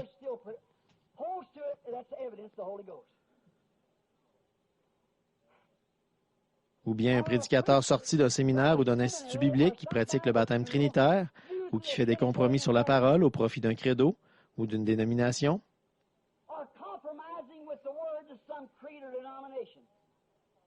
Est-ce là le filtre d'un homme qui réfléchit? Pas tel que je le vois, mon frère. C'est un homme insensé qui va puiser à travers ça. C'est vrai. Pouvez-vous imaginer ça? Au lieu d'utiliser la parole de Dieu comme filtre pour son âme, il se laisse écraser par ce vieux credo et cette dénomination, au lieu de se servir de la parole de Dieu comme filtre. Et alors, il est complètement contaminé, il les laisse introduire en lui par leur pouvoir de persuasion, des doctrines d'hommes, tandis qu'ils font des choses qui séduiraient presque les élus eux-mêmes, mais qu'ils négligent la parole. Alors qu'il pourrait puiser des choses pour son âme, si du moins il y a en elle quelque chose qui puisse les puiser. Mais si cette semence prédestinée, ne manquez pas ceci, si cette semence prédestinée n'est pas en elle, elle ne puisera pas à travers cela, puisqu'elle va puiser en vue de satisfaire ses désirs. Si un homme qui fume cherche le goût d'un homme qui fume, et qu'il prenne un bout de bois, que je lui dise « sucez votre doigt », et qu'il se mette à sucer son doigt, voyons, il dirait « c'est ridicule ». Pourquoi? Le goût qu'il cherche, c'est celui de la nicotine. Donc, ce n'est pas un homme qui réfléchit. Voyez? Mais vous dites, eh bien, je ne goûte rien. Je veux goûter le tabac. Je ne goûte rien. Donnez-lui donc une pince à linge et qu'il suce ça. Voyez? Bien sûr qu'il suce ça. Il dira, je ne goûte rien. Pourquoi la sucez-vous alors? Ce que vous désirez, c'est goûter la nicotine. Et quand vous sucez le credo d'une église et que vous, les femmes, vous continuez à porter les cheveux coupés, le visage fardé et que vous portez des vêtements sexy, et que vous, les hommes, vous les regardez et tout le reste, que vous vous conduisez comme vous le faites, qu'est-ce qu'il y a? Qu'est-ce qu'il y a à l'intérieur? C'est le monde qui est encore à l'intérieur. Et vous avez le goût de ces choses. Vous aspirez à ces choses pour satisfaire un goût. Je peux fréquenter cette église-ci. Ils ne font jamais mention de cette chose-là. Ils ne parlent pas du tout de ceci, pas du tout de cela. Aucune de ces questions n'est soulevée. Notre prédicateur a les idées plus larges que ça. Chez nous, on ne dit pas des choses pareilles. Qu'est-ce qu'il y a? Vous avez le goût du monde et c'est ça que vous cherchez à sucer, c'est vrai. Mais une femme qui réfléchit n'optera pas pour ce genre de choses. Elle sait qu'elle doit être sainte. Et tout ce que vous pouvez puiser à travers la parole de Dieu, c'est l'Esprit, la puissance vivifiante qui fera vivre la parole elle-même qui est en vous, en vue de manifester Jésus-Christ dans l'âge où vous vivez. Alléluia! Mon frère, si ce n'est pas la vérité, ça, je ne sais pas ce qui est la vérité. J'ai perdu la raison si ce n'est pas la vérité. C'est la parole elle-même dans votre cœur, prédestinée à s'y trouver, qui puise. Il recrache ce qui est du monde, il n'en veut pas. Mais quand il arrive ici dans la parole, il commence à y puiser. Et quand il puise à travers la parole, il ne peut en retirer rien d'autre que le Saint-Esprit qui va vivifier cette parole. Alors, le filtre d'un homme religieux qui réfléchit, c'est la parole, et c'est ce qui satisfait ce goût saint qu'il y a dans son cœur. Le filtre d'un homme qui réfléchit, le goût d'un homme saint. Oh là là, c'est quelque chose, ce que nous sommes en train de voir. Au lieu d'utiliser le filtre de Dieu pour son âme, il laisse Satan le tromper par une dénomination ou par un credo. Exactement comme les compagnies de tabac vous trompent, vous qui fumez la cigarette. Tout ce que vous obtenez, c'est plus de membres, c'est tout. Oh, permettez-moi de prendre quelques minutes pour conclure par ces paroles. La Odyssée aveugle. Comment peut-on être si aveugle? La Odyssée aveugle, vous qui conduisez les aveugles de cet âge, par de faux prétextes, par de faux credos, par des dogmes qui sont faux, par une dénomination qui est fausse, par des livres de credos qui sont faux.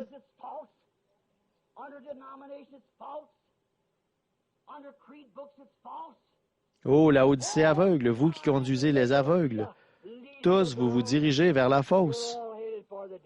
Changez de filtre ce soir, prédicateur.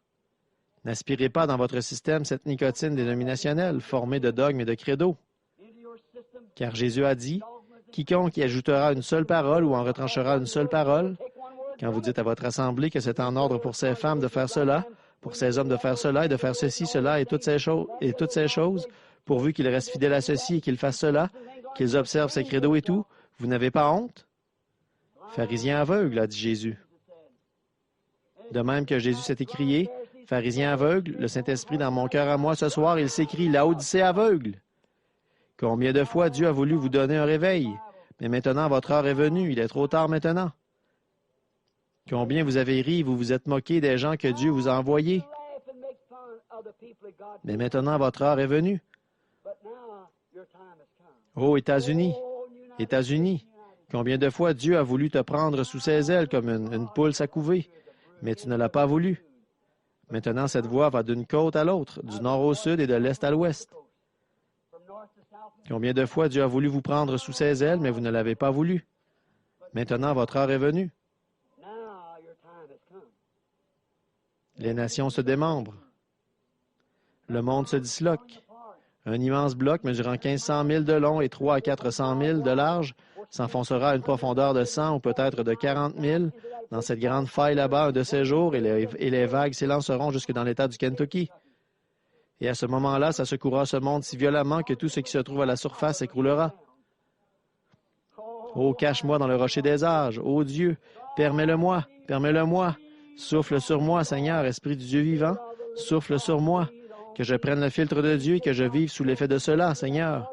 Que j'aspire l'air frais du Saint-Esprit dans mes poumons, dans mon âme chaque jour, afin de ne pas pécher contre toi, ô Seigneur. Souffle sur moi, Saint-Esprit, souffle sur moi. Que je plante la parole de Dieu dans mon cœur et que je prenne alors la résolution de ne pas m'en détourner ni à droite ni à gauche, mais d'y rester fidèle tous les jours de ma vie. Ô Dieu, notre Père, fais ensuite descendre sur moi le Saint-Esprit de vie, afin qu'il vivifie ses paroles pour moi, pour que je puisse manifester Jésus-Christ en présence de ceux qui sont devant moi, qui s'attendent à voir cela se produire. C'est ma prière. Oh là là, remarquez comment ils agissent aujourd'hui dans ces églises. Ils aspirent ces gens dans le conseil œcuménique à travers ces filtres dénominationnels. Pourquoi? Pourquoi? Parce que c'est ce qui leur procure ce que leur cœur désire, l'organisation.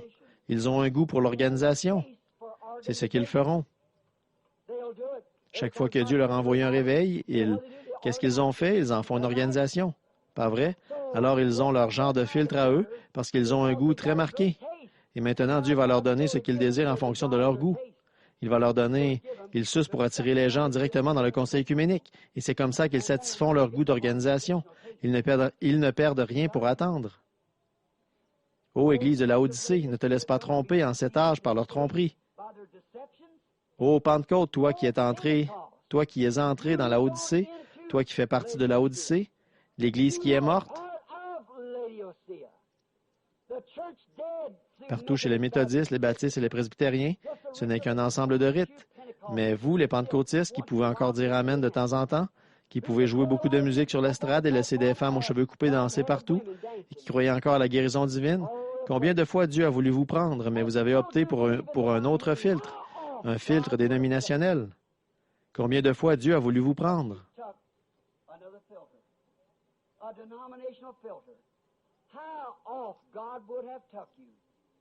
Combien c'était trompeur? Dans Matthieu 24, 24, Jésus a dit que cela séduirait même les élus si c'était possible. Combien vous en êtes proches, tout comme Ève, vous laissez de côté seulement une ou deux petites choses que vous n'avez pas voulu recevoir parce que vous êtes organisé et que vous ne pouvez pas recevoir cela. Il n'en faut pas plus. Vous feriez tout aussi bien de prendre le tout, car celui qui pêche contre le moindre commandement devient coupable de tous. Oh! Pentecôte, Pentecôte, fais passer ta pensée à travers le filtre de Dieu et non à travers tes rêves dénominationnels, et tu en sortiras avec le goût d'un homme saint, le véritable baptême du Saint-Esprit.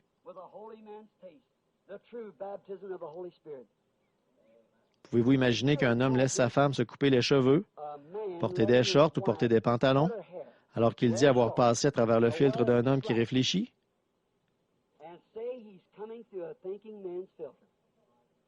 Pouvez-vous imaginer qu'un homme fasse une chose pareille?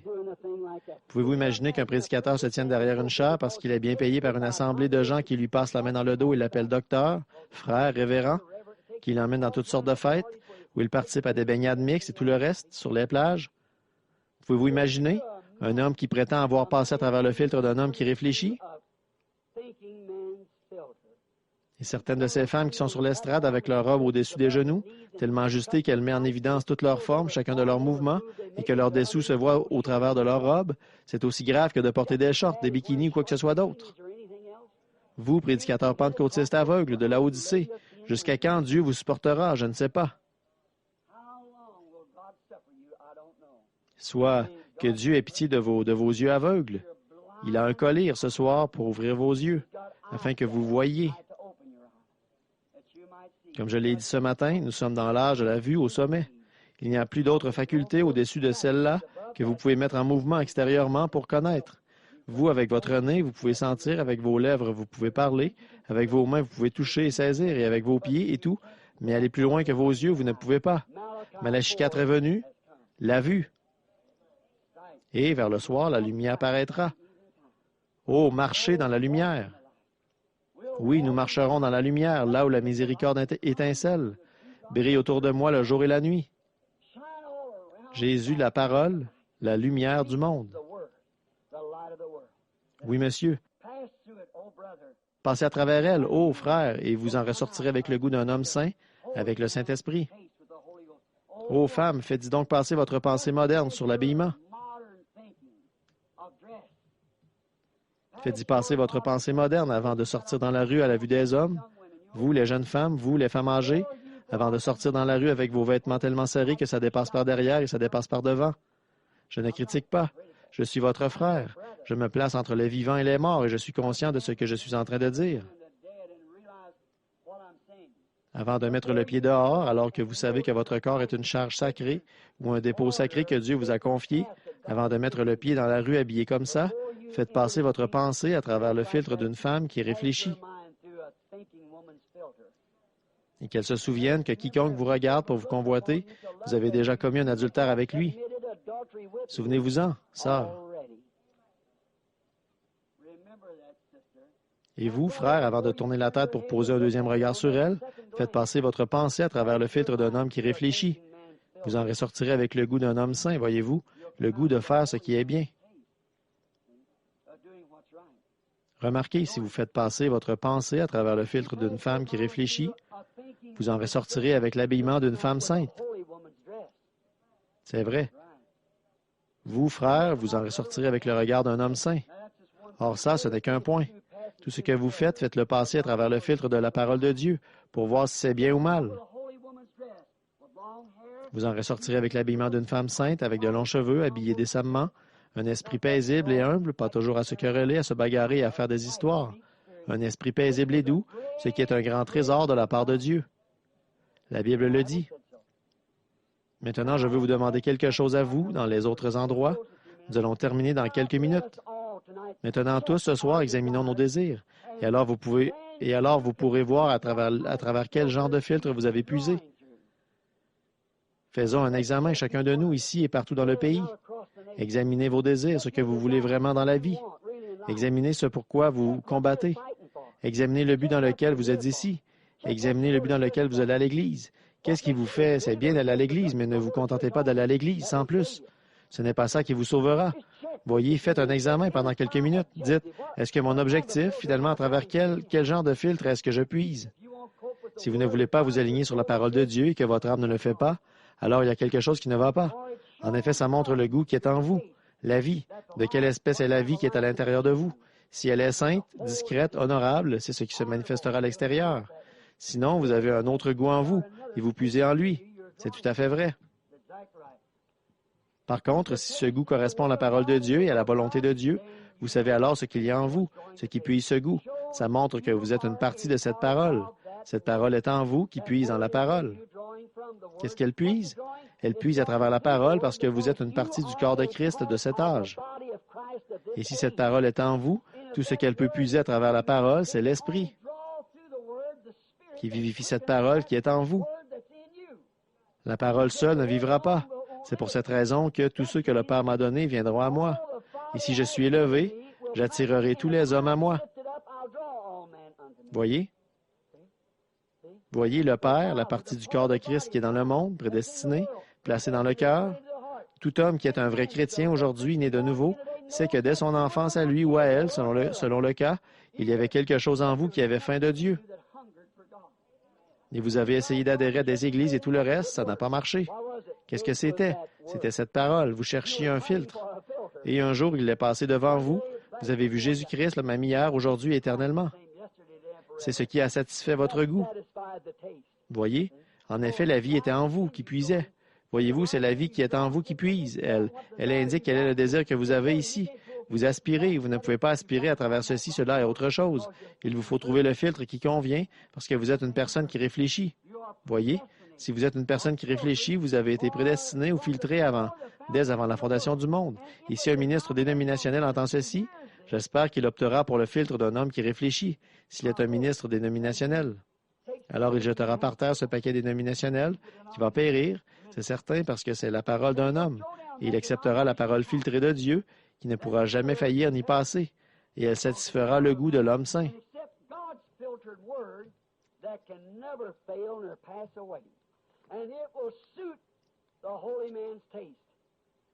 Et, comme Jacob, vous sacrifierez tout ce qui est du monde, le désir de toute dénomination ou toute gloire de ce monde, soit de devenir évêque ou cardinal, soit de devenir surveillant général ou pasteur d'une grande église.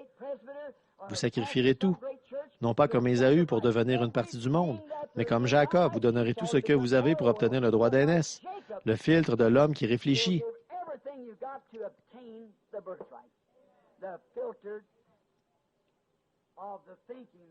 Parce qu'il vous procurera le goût d'un homme saint.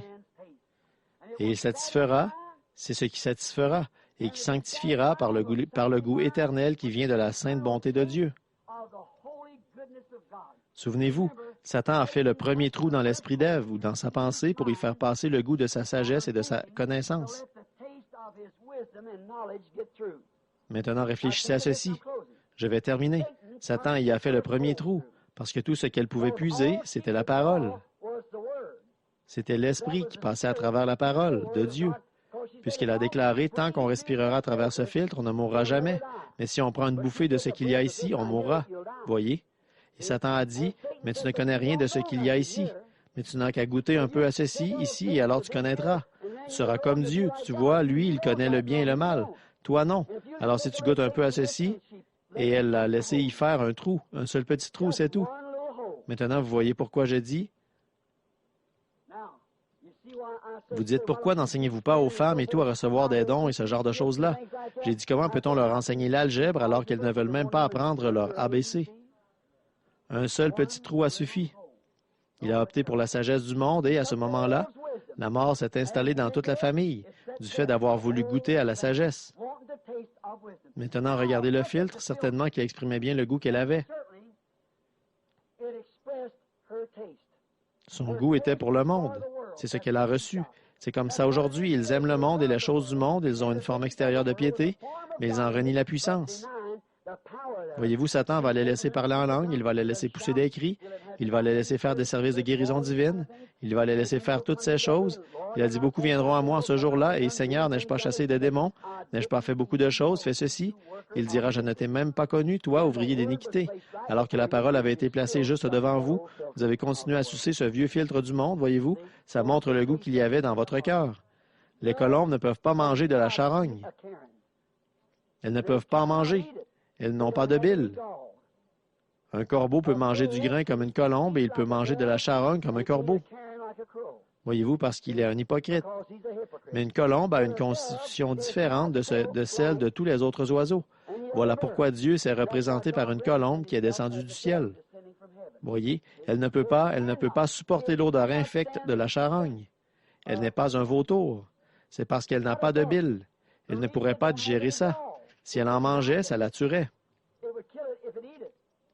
Et la colombe n'a jamais besoin de prendre un bain. Le corps de la colombe dégage une huile qui vient de l'intérieur, qui la garde propre. C'est une vie qui est à l'intérieur de la colombe. Elle génère en elle-même une huile qui garde ses plumes propres. Et c'est pareil pour un chrétien. Il y a une vie en eux qui les garde propres. C'est filtré.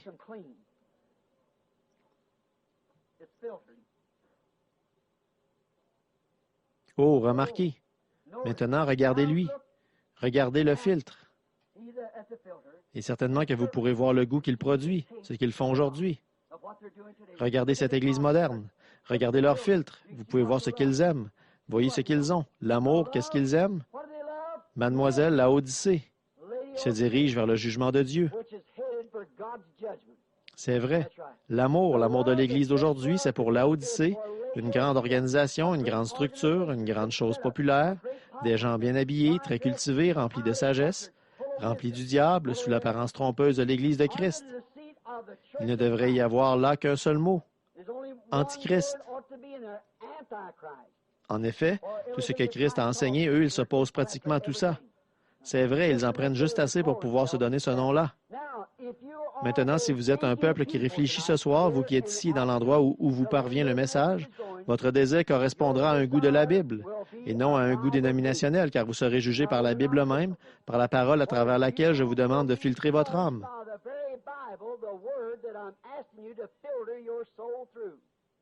Et le fait d'en rejeter une seule parole, de refuser de faire passer votre âme à travers cette seule parole-là, vous vaudra d'être rejeté. Car l'homme ne vivra pas, ne respirera pas, de pain seulement, mais de toute parole qui sort de la bouche de Dieu.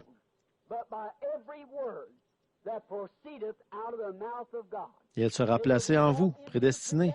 Et quand le Seigneur soufflera sur vous, son esprit vivifiera cette parole pour la rendre réelle. Alors vous verrez que Jésus-Christ est le même hier, aujourd'hui et éternellement. Oh là là! Laissez tomber le paquet religieux, dénominationnel du monde. Laissez-le par terre comme ce paquet de cigarettes dans les bois. Laissez-le pourrir et se détériorer. C'est un filtre qui ne convient pas. Et prenez la parole qui est Christ, qui produit et qui atteint, et qui préserve le goût de la vie éternelle chez tous ceux qui la reçoivent. La vie éternelle.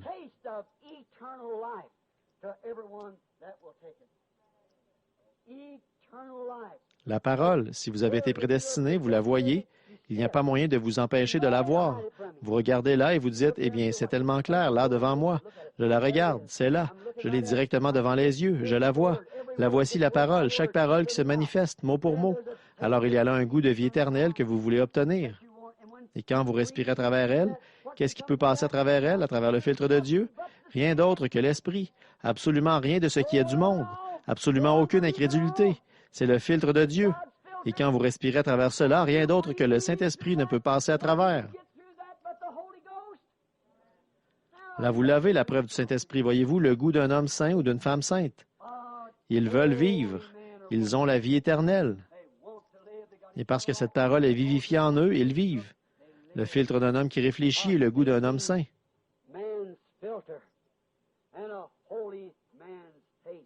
N'optez pas pour le monde en vous laissant tromper par lui, comme le font ces compagnies de cigarettes, mais optez pour le véritable filtre d'un homme qui réfléchit.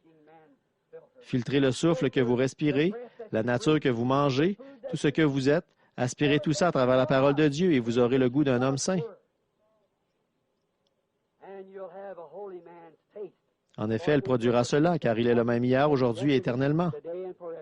Et je sais, que nous le soyons ou que nous ne le soyons pas, ou que nous ne le soyons pas, je crois que nous le sommes, mais si nous ne le sommes pas, il y a quelqu'un dans le monde aujourd'hui qui est une partie du corps de Christ, et ce corps vivra seulement de la parole de Dieu, de toute parole qui sort de la bouche de Dieu pour cet âge où nous vivons maintenant. Et je ne vois pas comment les dénominations, alors que ces paroles dans la Bible ont déclaré si clairement que ça arriverait et les choses qui se produiraient, et nous voici, nous vivons au milieu de cela maintenant.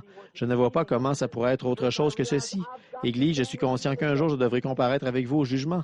Loin de moi la pensée de vous dire quoi que ce soit de faux, par désir de popularité. Je ne veux pas de ça. Si j'agissais selon mon désir, seulement selon mon désir humain, je prendrais ma carabine et je partirais dans les bois, je construirais une cabane et je serais trappeur le reste de ma vie. Je prends de l'âge, je suis fatigué, épuisé, usé, mais je ne peux pas abandonner. Il y a quelque chose qui s'agite en moi. Malheur à moi si je ne dis pas la vérité et toute la vérité. Malheur à moi si je ne me tiens pas ici jusqu'à ce que le dernier souffle ait quitté mon corps. Je dois m'y tenir, peu importe ce que n'importe qui d'autre en dit. J'en suis responsable devant Dieu. Et je crois vraiment que les choses que nous prêchons sont la vérité. Pas parce que c'est moi qui les prêche. Non, mon frère, non, monsieur. Dieu connaît mon cœur. J'aimerais m'asseoir dans l'assemblée et écouter prêcher quelqu'un qui est sous l'onction. Ce serait tellement plus facile pour moi, certainement, parce que j'aurais la vie éternelle autant que l'homme qui est derrière la chair. J'en suis une partie autant que lui. J'irai dans le même ciel, j'aurai les mêmes privilèges. Ce serait tellement facile pour moi de m'asseoir là et de ne pas recevoir toutes ces meurtrissures, ces coups et ces histoires à n'en plus finir. Ce serait tellement facile car il n'y aurait plus les nuits blanches, 1 heure et demie ou 2 heures de sommeil à me débattre avec des choses qui se sont passées. Ce serait tellement facile pour moi de faire ça le lendemain matin, de prendre mon fusil, ma canne à pêche et d'aller à la pêche ou à la chasse. Ce serait tellement facile. Mais frère, c'est à moi qu'il incombe de le faire. Que Dieu m'aide à ne jamais fuir mon poste, mais à rester loyal et fidèle et à vous apporter le filtre d'un homme qui réfléchit, qui produira en vous le goût d'un homme saint. Le filtre d'un homme qui réfléchit, ce sont les eaux de séparation. C'est une purification du péché, c'est la parole de Dieu et l'homme qui réfléchit, l'homme qui sait qu'il devra paraître devant Dieu, qui sait qu'il devra répondre de chaque parole de la Bible. Cela satisfera ce goût qui se trouve dans votre cœur. Que Dieu nous aide à recevoir cela alors que nous inclinons la tête.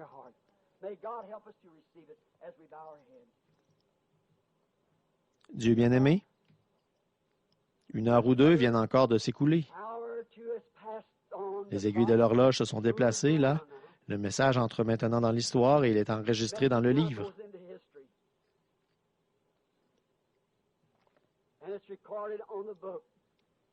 Maintenant, nous aurons tous à répondre de ceci, de chaque mouvement que nous avons fait, de chaque parole que nous avons prononcée, de chaque pensée qui a traversé notre esprit. L'enregistrement se poursuit toujours.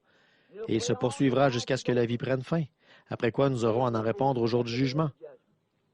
Ô Dieu, grand créateur des cieux et de la terre, en qui nous croyons, je prie pour ces gens d'aujourd'hui. Je prie pour moi en même temps que pour eux, te demandant, Seigneur Jésus, de tenir ton filtre. Et si j'ai dit quelque chose de sacrilège, Seigneur, dans mon cœur, je n'en suis pas conscient. Je te prie de me pardonner si c'est mal pour moi de prendre ta parole et d'utiliser une chose pareille. Mais Seigneur, je me suis dit, quand tu m'as parlé là-bas dans les bois, tu sais à quel moment ce matin-là, je n'arrivais pas à me sortir ça de la tête. Je l'ai accepté comme venant de toi. Alors, Dieu notre Père, je l'ai déjà prononcé, et je te prie, ô Dieu, permets que ce soit tel que je l'ai pensé, en disant que l'homme qui réfléchit, si cet homme a un tant soit peu d'intelligence, il saura qu'il devra se tenir en présence de Dieu. Et il ne laissera entrer dans son âme rien de ce qui contamine ou de ce qui est contraire à la parole de Dieu. Et Père, nous sommes conscients de cela alors que j'ai fait une comparaison avec les organisations d'aujourd'hui, non pas pour être différent, Seigneur, tu me jugeras un jour selon ce qui est dans mon cœur. Alors je prie au Dieu que tu vois que ce n'était pas pour être différent, mais que c'était pour être honnête, en cherchant à être sincère, car je me rends compte que j'ai ceux que tu t'es acquis par ton sang, de l'est à l'ouest, maintenant même entre mes mains. Et beaucoup d'entre eux ont cru à ce qui a été annoncé. Dieu du ciel, qu'aucun d'eux ne soit perdu. Je les réclame tous et je tiens devant eux le filtre contre le péché, les eaux de séparation, le sang de Jésus-Christ, la parole faite chair. Accorde-le, Seigneur, et puisse le Saint-Esprit se déverser dans nos âmes, en coulant à travers chaque promesse, et puissions-nous être des représentants vivants de l'épouse de Jésus-Christ, au temps des yeux, de la vue, dans la lumière du soir, quand nous nous en remettons à toi, au nom de Jésus-Christ. Amen. L'aimez-vous? Croyez-vous cela? Si j'ai dit quelque chose de mal en disant le filtre d'un homme qui réfléchit, je ne peux pas dire plus que ça.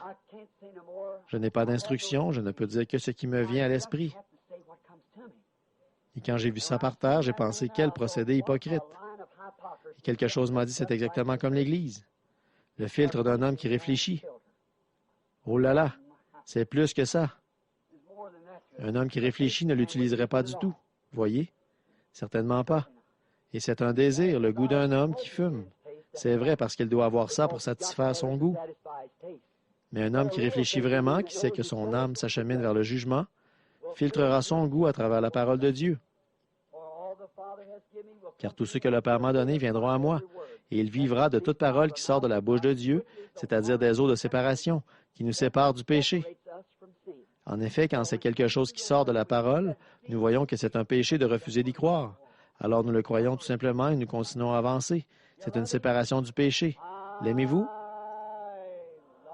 Je l'aime. Je l'aime. Levons simplement la main vers lui maintenant. Parce qu'il m'a aimé le premier.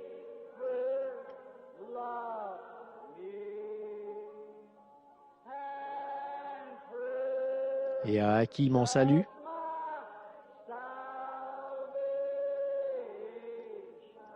sur le bois du calvaire.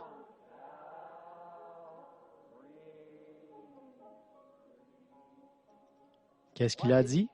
À ceci, tous connaîtront que vous êtes mes disciples quand vous vous aimerez, que vous aurez de l'amour les uns pour les autres. Maintenant, serrons la main de quelqu'un pendant que nous le chantons de nouveau et disons, « Vous aussi, je vous aime, frère. Je l'aime. C'est pour vous dire que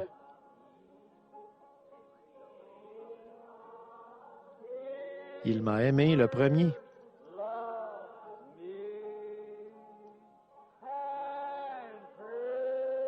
Et a acquis mon salut sur le bois du calvaire.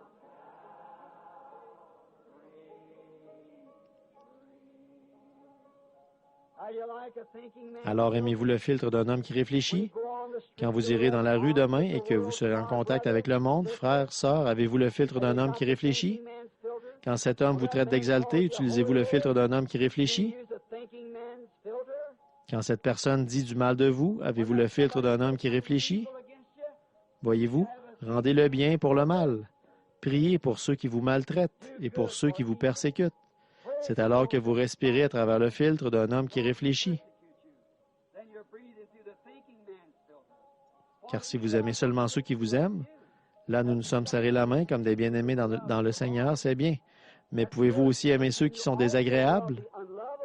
Ça, c'est le filtre d'un homme qui réfléchit. Ça, c'est l'Esprit de Christ en vous. En aimant ceux qui ne vous aiment pas, alors Dieu vous récompensera. Par contre, si vous le faites par devoir, là, vous n'avez toujours pas l'homme qui réfléchit. Vous n'œuvrez que dans la deuxième sphère. Mais si ça vient du cœur, que vous l'aimez vraiment, alors vous respirez à travers le filtre d'un homme qui réfléchit. Et celui-ci satisfait le goût d'un homme saint, de sorte que, du fond du cœur, vous savez que vous pardonnez tout, à tout le monde, quoi qu'il soit arrivé. N'est-il pas merveilleux?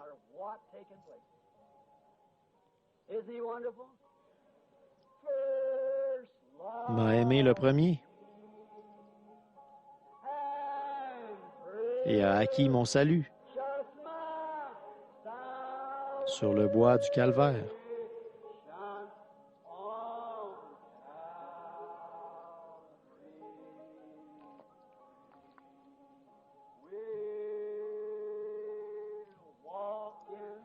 Oui, nous marcherons dans la lumière. C'est une belle lumière.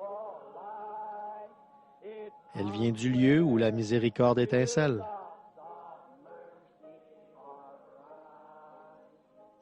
Brille autour de nous, le jour et la nuit. Jésus, la lumière du monde.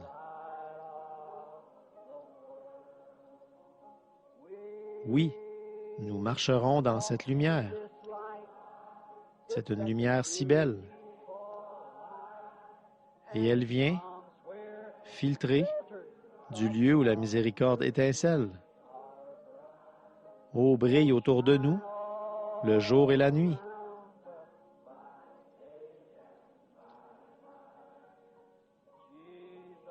Jésus, la lumière du monde. Venez tous, saints de la lumière, proclamez Jésus, la lumière du monde. Alors les cloches du ciel carillonneront. Jésus, la lumière du monde. Oh, nous marcherons dans la lumière. C'est une lumière si belle. Elle vient du lieu où la miséricorde étincelle. Oh, brille autour de nous, le jour et la nuit. Jésus, la lumière du monde. Vous aimez ça? Oh, nous marcherons dans cette lumière. C'est une lumière si belle. Et elle vient du lieu où la miséricorde étincelle. brille autour de nous le jour et la nuit. C'est Jésus, la lumière du monde. J'aime vraiment ça. Ma foi regarde à toi, toi, agneau du calvaire.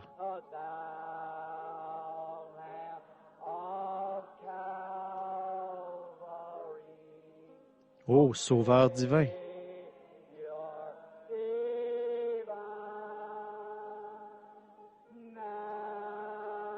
écoute ma prière.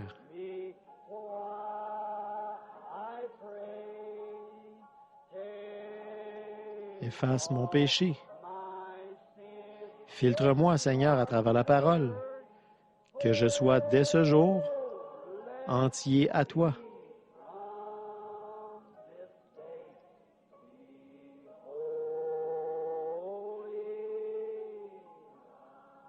Pensez-y, filtré à travers la parole, entier à toi.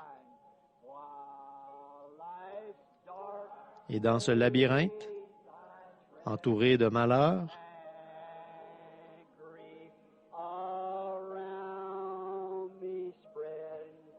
ô, sois mon guide.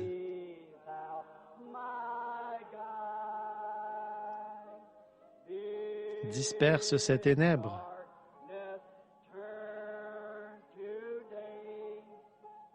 Viens essuyer mes craintes. Que jamais loin de toi, je ne m'égare.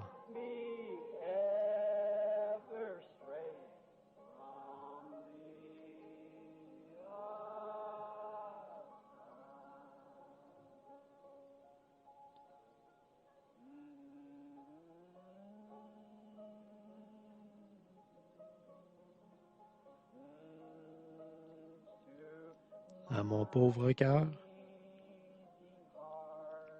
un nouveau zèle.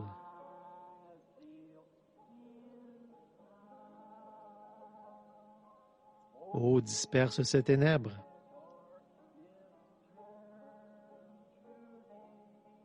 Et viens essuyer mes larmes.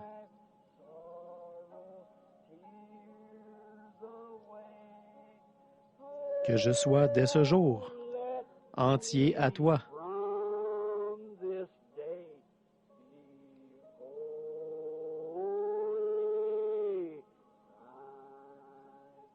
Dieu bien-aimé, nous aimons chanter pour toi, car c'est là que nous exprimons nos sentiments, notre émotion.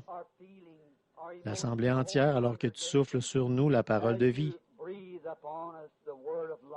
Nous sommes si reconnaissants, Seigneur, à travers ce chant. Reçois-nous, veux-tu le faire, Seigneur? C'est notre désir d'être filtré à travers la parole de Dieu et de marcher chaque jour dans la lumière de l'Évangile. Et remplis-nous chaque jour d'amour, guidés par la colombe céleste. Avançons tout le temps, chantant et souriant. Remplis-nous chaque jour d'amour. Accorde-le, Seigneur. Bénis-nous ensemble maintenant. Que ta grâce et ta miséricorde soient avec nous. Guéris les malades et les affligés partout dans le pays. Nous te remercions pour Frère Coggins. Ce soir, grâce à toi, il a pu quitter l'hôpital et rentrer chez lui guéri. Merci pour tout ce que tu as fait et pour nos forces que nous sentons maintenant renouvelées. Nous te remercions pour ce message un peu entrecoupé de ce soir, Seigneur. Je ne l'ai pas présenté comme il faut, mais je te prie, Seigneur, de faire en sorte qu'il soit bien reçu de la part des gens, afin qu'ils voient et qu'ils sachent quel en était le but. Reçois-en la gloire, Seigneur, et puissions-nous en comprendre au moins ceci, que nous devons vivre du pain de la parole de Dieu, filtré par Dieu pour ses enfants et eux seuls. C'est une assemblée à part. Ce n'est pour personne d'autre, c'est seulement pour ceux que tu as choisis, tout comme les eaux de séparation de la vache rousse, c'était pour l'assemblée d'Israël et elle seule. Alors, Père, nous savons que le pain est pour les brebis et pour elles seules.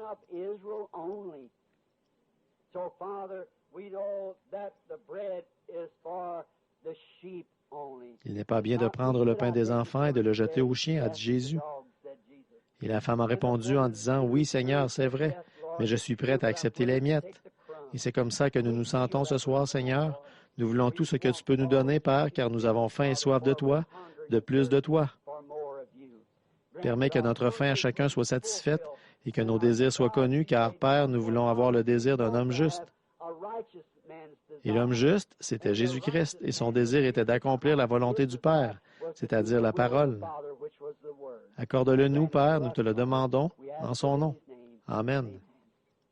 Levons-nous maintenant alors que nous chantons le cantique que nous avons l'habitude de chanter en nous séparant. Revêt-toi du nom de Jésus. Dans tous les autres endroits, maintenant, là où le message a été transmis ce soir, que Dieu soit avec vous maintenant alors que nous terminons par la prière. Que chacun de vous qui est au loin, j'espère que vous avez pris plaisir à l'écouter autant que j'ai pris plaisir à l'apporter. Et j'ai confiance que Dieu le placera dans votre cœur et vous en donnera l'interprétation juste. Ceux d'entre vous qui sont dans cet auditoire et qui ont posé ces mouchoirs ici, j'ai posé mes mains sur eux, je prie que Dieu guérisse chacun de vous, qu'il ne reste plus une seule personne malade parmi vous, que vous voyiez que notre Dieu exauce la prière. Quand nous nous rassemblons, si le peuple qui porte mon nom se réunit et prie, je l'exaucerai des cieux. Il a promis de le faire. Alors nous ne sommes pas divisés, nous formons une seule personne. Nous sommes tous un en Jésus-Christ. Chacun, nous prions l'un pour l'autre, vous priez pour moi alors que moi je prie pour vous. Et que Dieu vous bénisse jusqu'à ce que nous nous revoyions. Et j'ai confiance que régulièrement, vous qui habitez près d'ici, vous viendrez au tabernacle ici être avec notre bon pasteur, Frère Neville. Il vous fera du bien, de même que Frère Mann et les braves gens qui sont ici au tabernacle. Si vous habitez près de Frère Junior Jackson ou d'autres dans le pays, à New York et dans les différents endroits où ils tiennent leurs réunions, en Arizona et en Californie, allez à ces églises. Si vous êtes là-bas, nous prions que vous y retourniez et que vous permettiez au pasteur de vous aider à mieux connaître le Seigneur Jésus. Que Dieu vous bénisse maintenant, pendant que nous chantons « Revêt-toi du nom de Jésus ». Toi, du nom de Jésus. Ô toi, enfant de tristesse.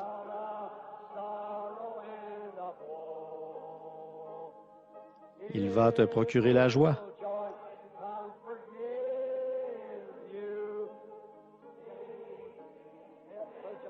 Tu vas. Précieux nom, précieux nom. Nom si doux, nom si doux. Espoir de la terre, joie du ciel. Précieux nom, nom si doux. Espoir de la terre, joie du ciel. En parcourant l'auditoire du regard ce soir, je vois frère Estelle Beeler, là-bas au fond, frère Palmer, beaucoup, frère JT et tellement de ministres, ici autour que je ne peux pas les nommer tous. Je voudrais bien que vous puissiez tous monter ici pour terminer la réunion pour faire quelque chose. Vous comprenez, n'est-ce pas? Je sais que vous avez un cœur chrétien, que vous savez que nous devons, comment nous sommes. Ensemble, nous ne formons qu'une seule personne, en Jésus-Christ. Maintenant, souvenons-nous du prochain couplet pendant que nous allons le chanter, alors que notre frère Martin ici va terminer la réunion par une prière. Voici frère Earl Martin, je crois, de l'Arkansas ou du Missouri. Du Missouri, juste sur la frontière entre l'Arkansas et le Missouri. Ils ont une église là-bas. Il y a cet autre frère que j'ai remarqué qui vient de là-bas. Son nom m'échappe, Brewer.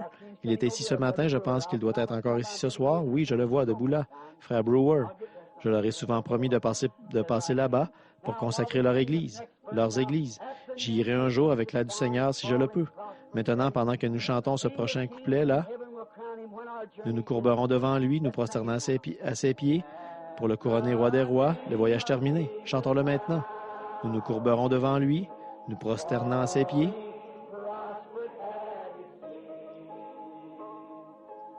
Pour le couronner roi des rois, le voyage terminé.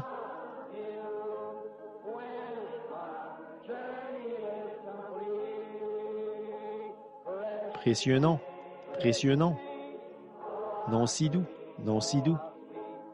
Espoir de la terre, joie du ciel. Précieux nom, nom si doux.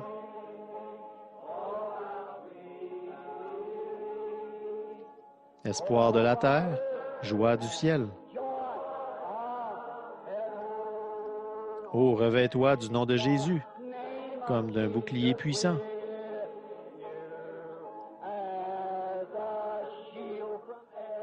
Maintenant, écoutez. Quand les tentations surviennent, que devez-vous faire? Murmure son nom en priant. Précieux nom, nom si doux. Espoir de la terre, joie du ciel.